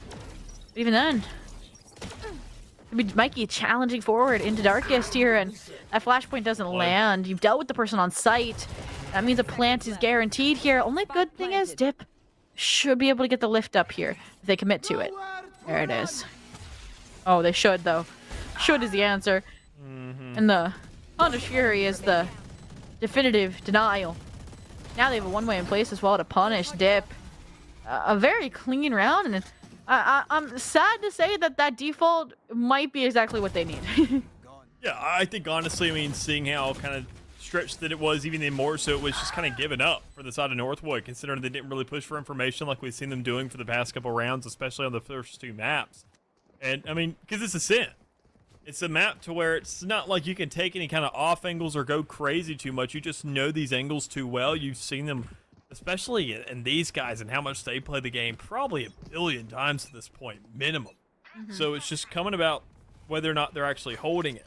And while that mid, you're definitely more scared of it now, considering that operator was there. It's not really a factor anymore. You just kind of understand that the operator was picked off, the Odin isn't really in play, and it just comes down to the economy and the resources that are available. And, well, at a point like this, it's not much. So you're going to see a little bit more confidence coming out from Blinn College, or more specifically not Mikey there to at least grab one, but the rest of the team, understandably so, understand to get out of dodge because they kind of cornered themselves. I mean, eco rounds require eco plays, and that was an attempt at one. Fortunately, they walk away with that 1-for-1 trade when all three could have been denied. Only thing is here, they did see the killjoy, so they know B site's left fairly undefended. Minus Dip here with a stinger, and one clip's all it takes for them to get 2 frags, but Classic not deployed fast enough. Monsi confirms the site for now.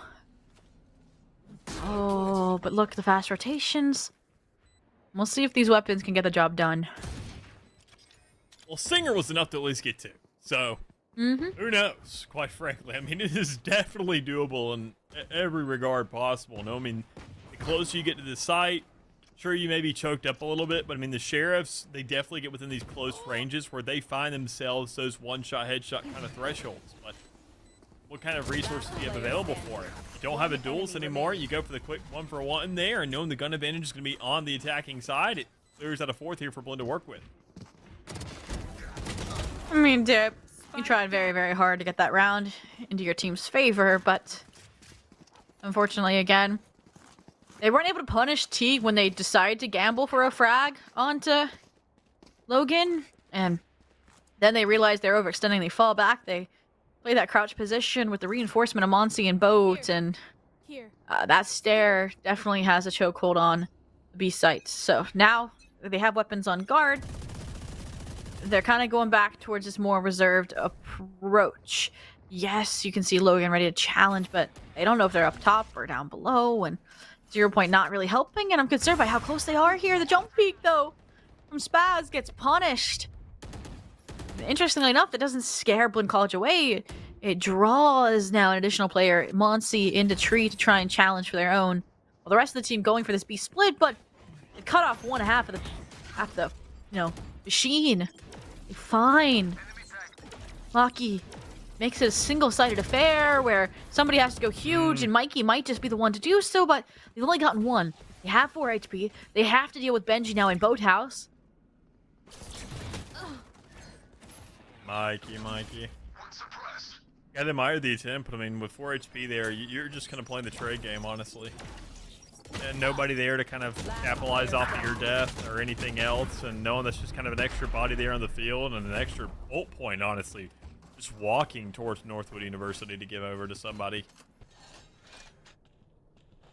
I mean, thank you for that slow-mo shot. That was beautiful. I mean, knife out and all, they expected just to get away with information. They lose the first blood, and that's where everything started to go wrong. The players scrambled to the B site where, I mean, you could already see that they had a counter.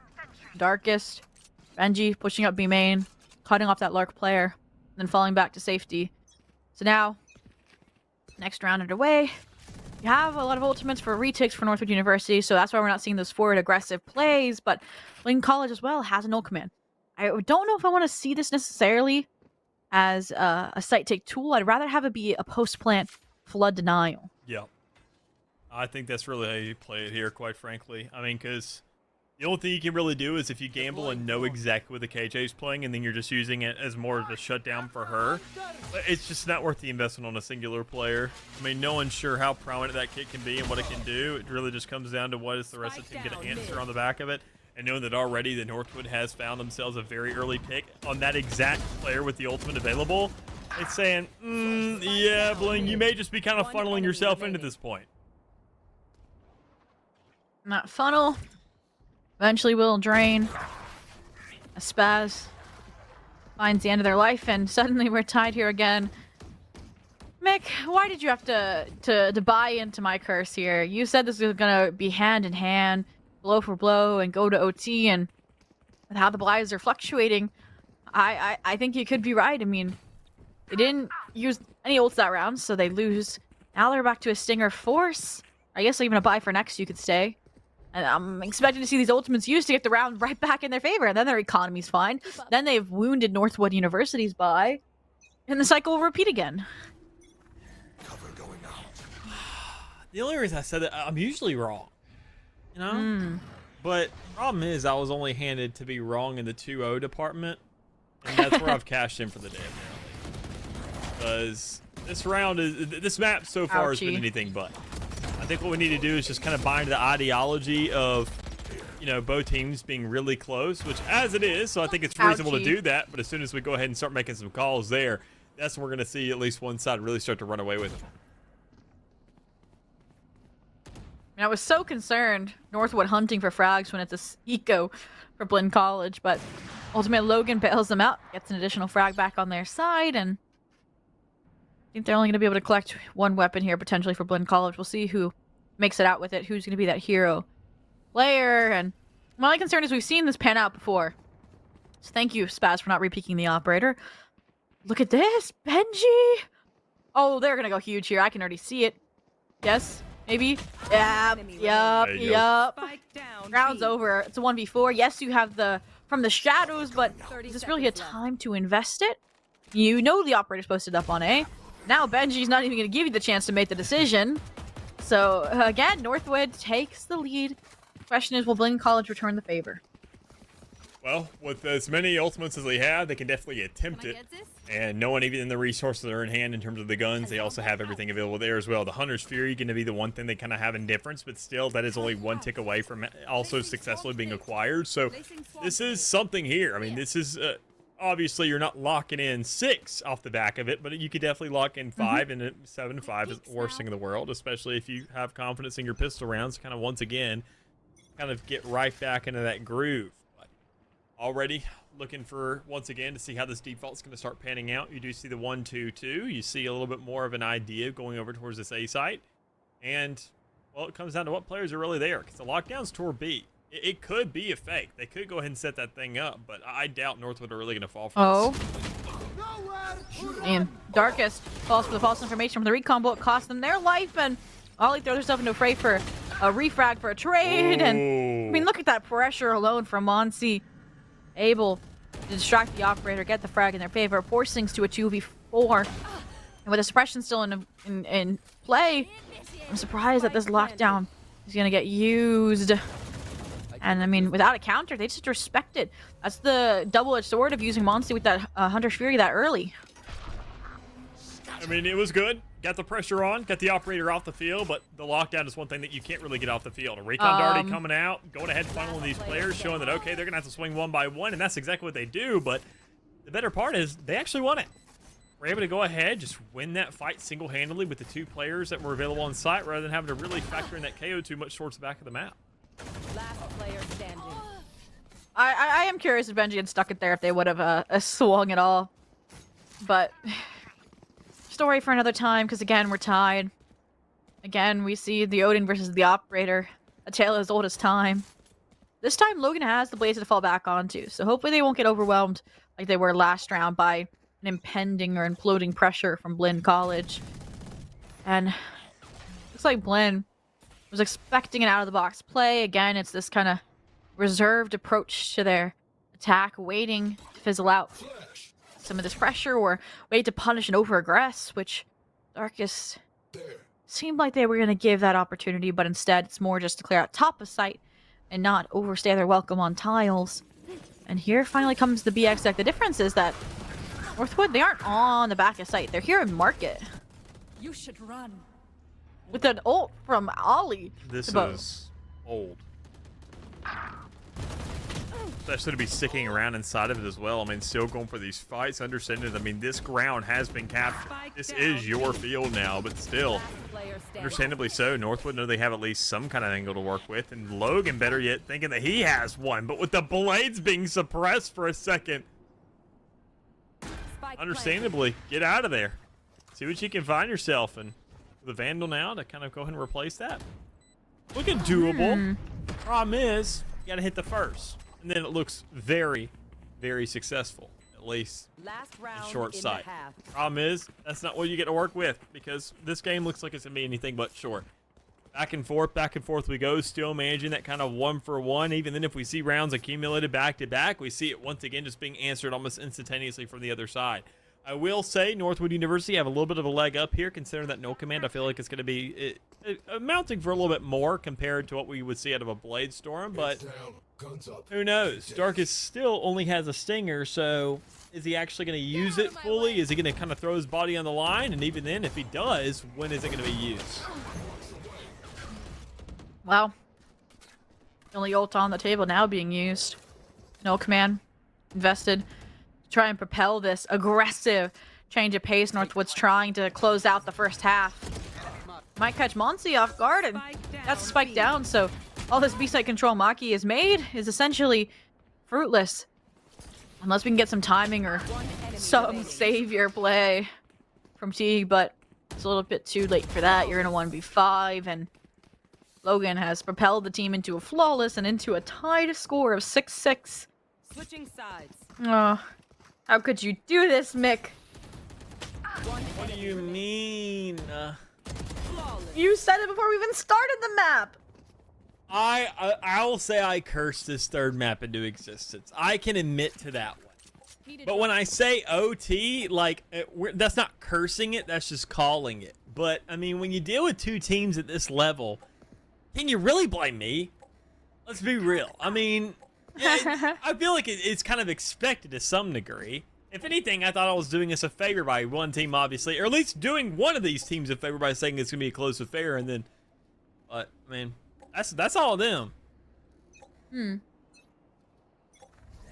And the fact that there was friendly banter about forfeiting in the pregame chat is the funniest takeaway here. But looks like Northwood wants to take the momentum they established before the half was up and extend it into another pistol win. Logan clearing out all the utility, clearing out all the close angles, but we still have yet to deal with the wraparound from Maki and the player and Bode. Oh my God, Perfect that paranoia gives a few frags, but ultimately the rest of the pressure fizzles out. Sight will be taking control of, and while the players for Blinn College are already here, the 2v3, and Logan wants to fight forward again.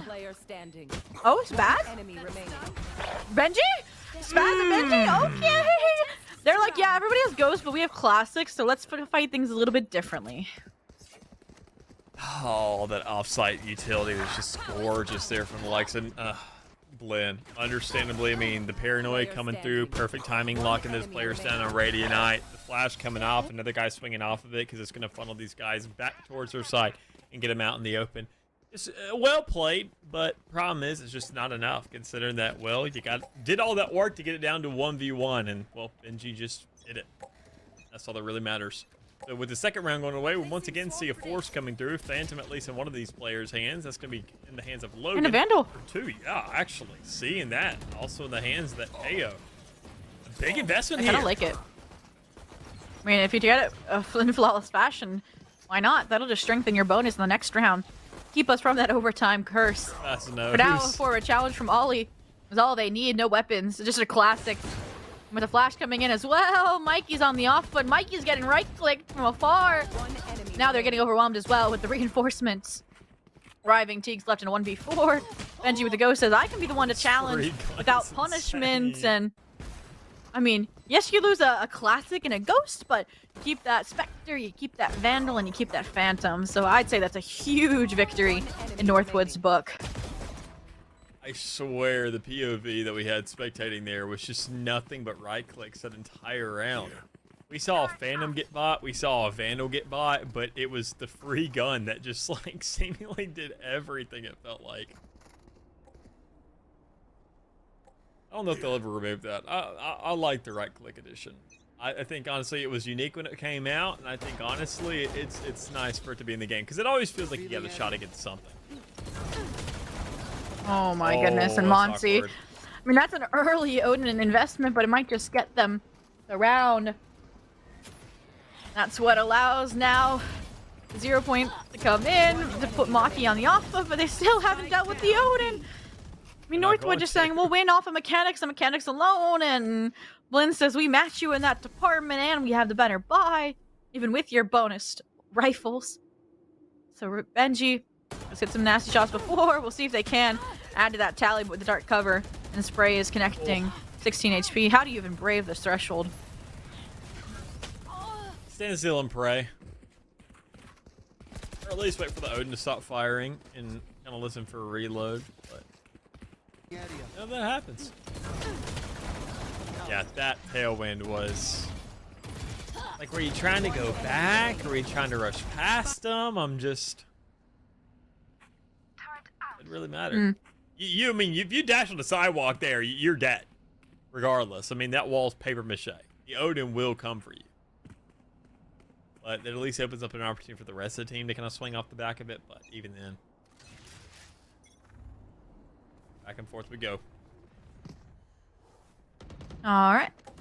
I mean, you said it, back and forth. 8-7. I mean, finally, it seemed like Northwood had a 2-round advantage, but that's been stripped away. And I agree with you. We might see an 8-8 here. The curse will continue, but let's see if it can be disrupted potentially by another B hit. But no, Maki! I mean, the fact that they don't even get punished at the flashpoint. It's only delayed. And again, Monsi has not been dealt with. They try to remedy that situation with the paranoia, but it's just a reposition here to challenge from lane again. Now a dark cover's been provided. Oh, that's a huge frag from Dip. One enemy remaining. Play big sense, but Spike down. Monzi's here with the Oh, Odin. Monsi. I mean, they're using so much utility and they're not punishing off of it. Yeah. And that's what's the difficulty here for Northwood at the moment. That's what's placed to Dip now in the 2v1. 45 seconds left, and now they're suppressed, so it's recomboed. The Odin, come on, that would have been a great way to finish things out, but all it does is confirm positioning, and they'll try and get some chip damage to finish them off with the shocks, but someone needs to learn their geometry again, and Dip's going to try and teach them that lesson. It's another one of those points where you see Blinn are taking kind of a note out of Northwood's book, or even then vice versa, where Northwood's just kind of giving it up in enemy territory. The second round we've seen in a row now where the spike is just kind of held hostage inside that sidewalk on A side. It's just kind of like, what can you really do, right? Obviously, it just kind of gets trapped there, and it's exactly what we saw coming out of Spices towards that hookah area, leading towards B on map 1. It's just these situations where you're saying, well, fight's being brought to us, and then they just still decide to push it, and they just end up dying because of it. Let's get this done. 8-8. A save for Northwood, so Blinn College on the front fronting likely to take a lead. This time they're not even attempting B-main with that Odin, but the issue is Monsi with the reposition here on a tree. I've seen a story like this before with a ping out. They're like, alright, we gotta get out of tiles, get out of dodge, get into pizza. Even then, I feel like Maki's been doing a really good job holding the solo side, and now they have Darkest by their side since Monsi and them had swapped, and no matter where you go, Monsi is there. That Odin's gonna be a problem for the rest of the game, considering it's now been alive for 3 rounds on the play. That you have enough to buy another one, and it's probably gonna be here for 3 more rounds. And I think it's gonna be the biggest standstill here for Northwood. Is just trying to figure out how they can maneuver around it. Understandably so, knowing it's towards that A site. What do? Go B. Circumnavigate it. Just get away from it as best you can. But the only thing you got to worry about is still that reach. Hunter's Fury is in play as well. And looking at these Hunter's Reaches, or Hunter's Fury in these games so far, they have definitely just always at least gotten some ticket damage in some regard. Whether it be friendly or foe. But still in a 3v2 situation, Blinn College, they're just looking to play it slow. Try not to give up too much as they do kind of unfortunately get themselves one. And this would be a situation where, honestly, you could give Darkest maybe a gun, go for the null command, and kind of push things out, make sure no kind of utility gets funneled towards you, and there it is. The exact play. No spike down, though, and that's your biggest problem. That player who's such a menace, has that upgraded fire right now, can't even really fire a gun. You catch him off guard, you go for the wrap, and, well, where's the last remaining player? Oh! Right behind you. Shadows traveling. And I'm curious to see Darkest's POV right now, because they might know that Spaz isn't sticking it. So they have to tuck away, and I mean, that's a stunning Hunter's Fury. It's pulled back away, though. That's nervous, but with shock darts, you really can't get on it if you're Spaz. 5 HP, the next to follow. Has the dark cover phase. There's no way they get this right. Yeah, thank you, Dip. They both swapped a pistol simultaneously, but a Sheriff outdoes a Shorty. And we get to 9-8. Again, Northwood wrestles back the lead. And it's going to be that classic Blinn 5 for next. I was about to say, why are you guys having stingers when you have somebody with, like, $4,000? Yeah. Like, you can afford a hero rifle. Thank you, Teague. Just that situation where even then, when you look at the rounds, I mean, it's just that singular pick with Mikey getting just kind of popped off there. It's just everybody else just kind of has to follow suit. I mean, that wrap coming around, even then, the kind of Odin spin that was going through, understandably so, expecting another player towards the back of Boathouse and trying to defend that site. Even in Northwood, just understanding that, I mean, they want to commit to that site. After even then, knowing that the Odin's there, you can kind of find a little more of a main push and kind of going through that spawn where you already found a little bit of damage. You could have held somebody out there. But, I mean, just knowing they're going all over the place, just looking for any solution to be handed to them, they just look for the closest one, and you really can't blame them. The way these shots are going, they're so back and forth, it feels like trades are going out instantaneously by everybody, and there's just really nothing you can do about that. You just got to take the fights on the chin. You can't really tap out unless it's just going to get chased down. Turrets destroyed. So... yeah, Northwood, like a magnet, drawing them to the B site. They've avoided Monsi in their reign for now.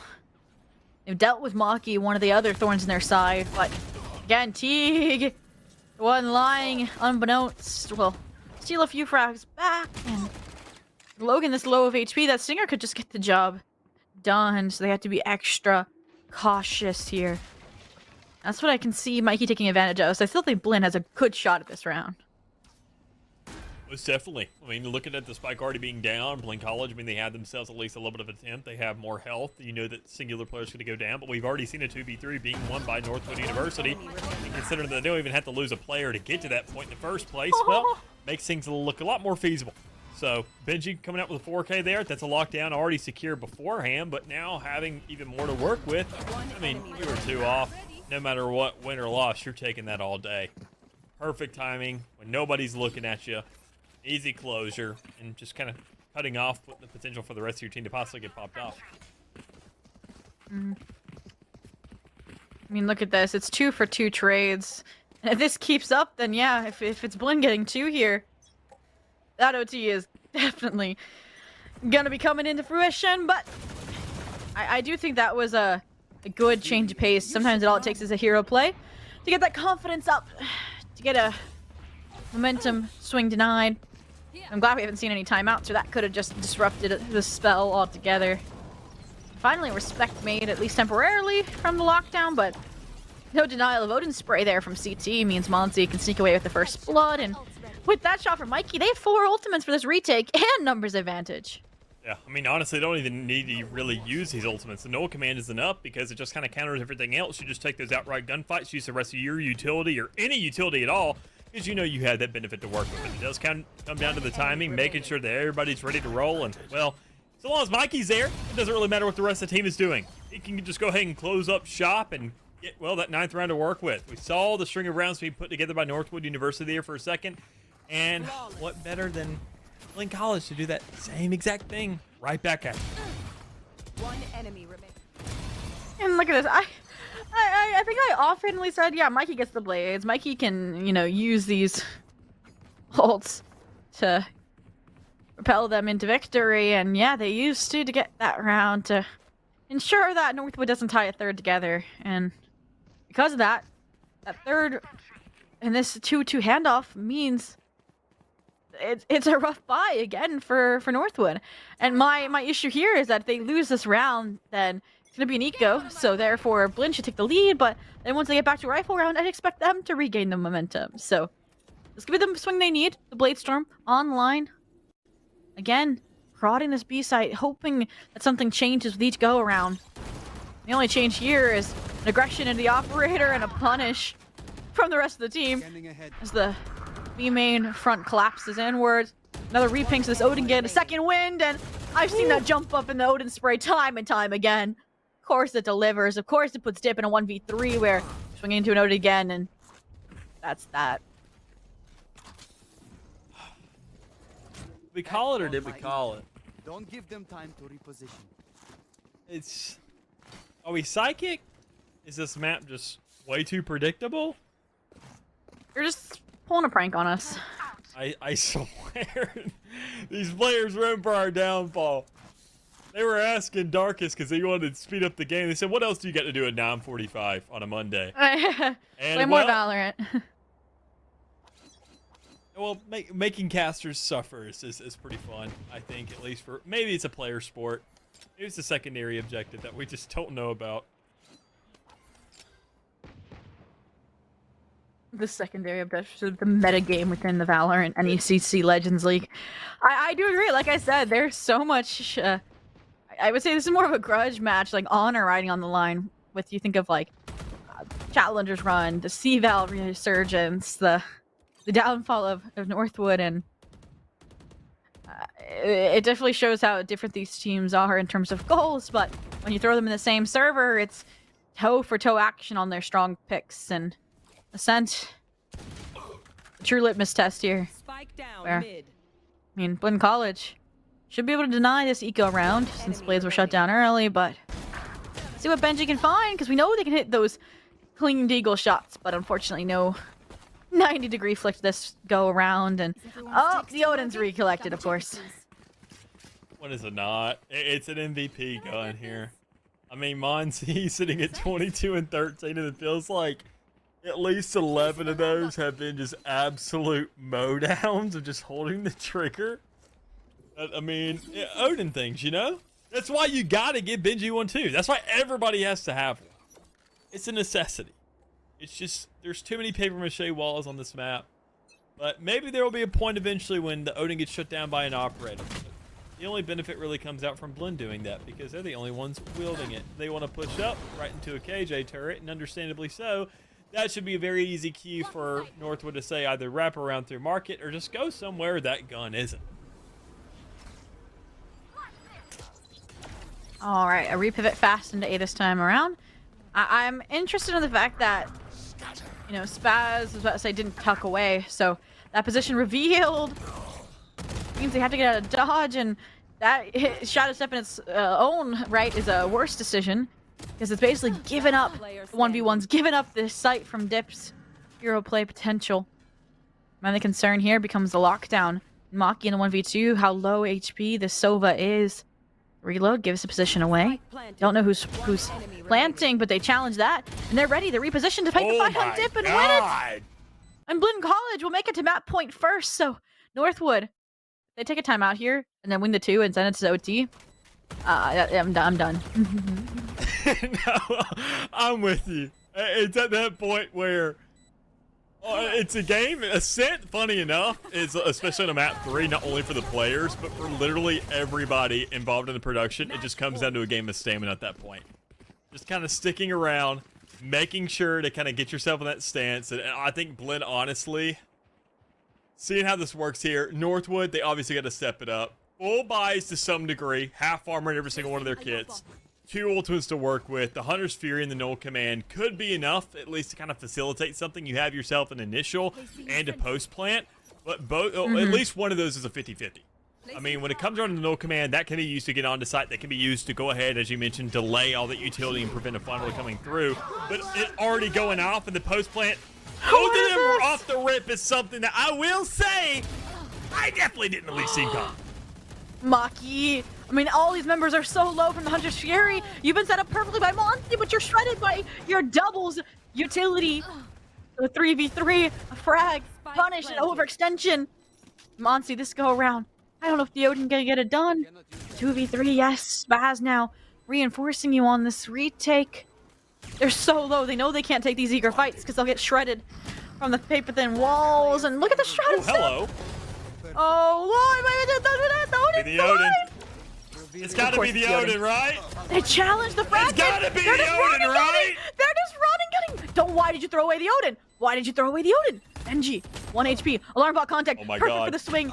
Perfect for the ping of damage and a crouch kick into the frag and into an 11th. Blinn College denied the early exit victory, if early can even explain the 12-11, but Northwood University lives to fight another round for that overtime. Oh! Why did you put it down? Don't replay our trauma. Just literally walk at him. Thank you for ending it early. Hold the trigger and walk at him. Recalling my bot. That's why Benji's the clutch master. That's why Benji's 21-15. And that's why Benji themselves says, all right, I clutched against you, and now I'm going to pick up your own signature weapon. But, oh, look at this. I think they finally have their number. Maki taken care of. Monsty on the run. Oh, no. Mick, no. Spaz. I mean, look at how low these players are. A double swing. Go ahead. Pop flash. Rob, pick out They've that denied. smoke. I dare you. They've denied the B site. Omen's still hanging out towards A as well with Spaz there. Tig might free us from this prison. Or Mikey can beat them to the punch. I mean, look.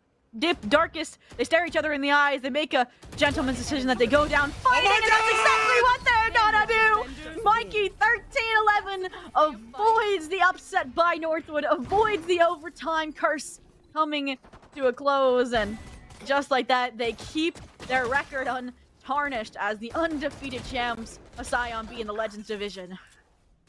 Well, I didn't call the 2-0. I certainly did call the 13-11, or at least OT.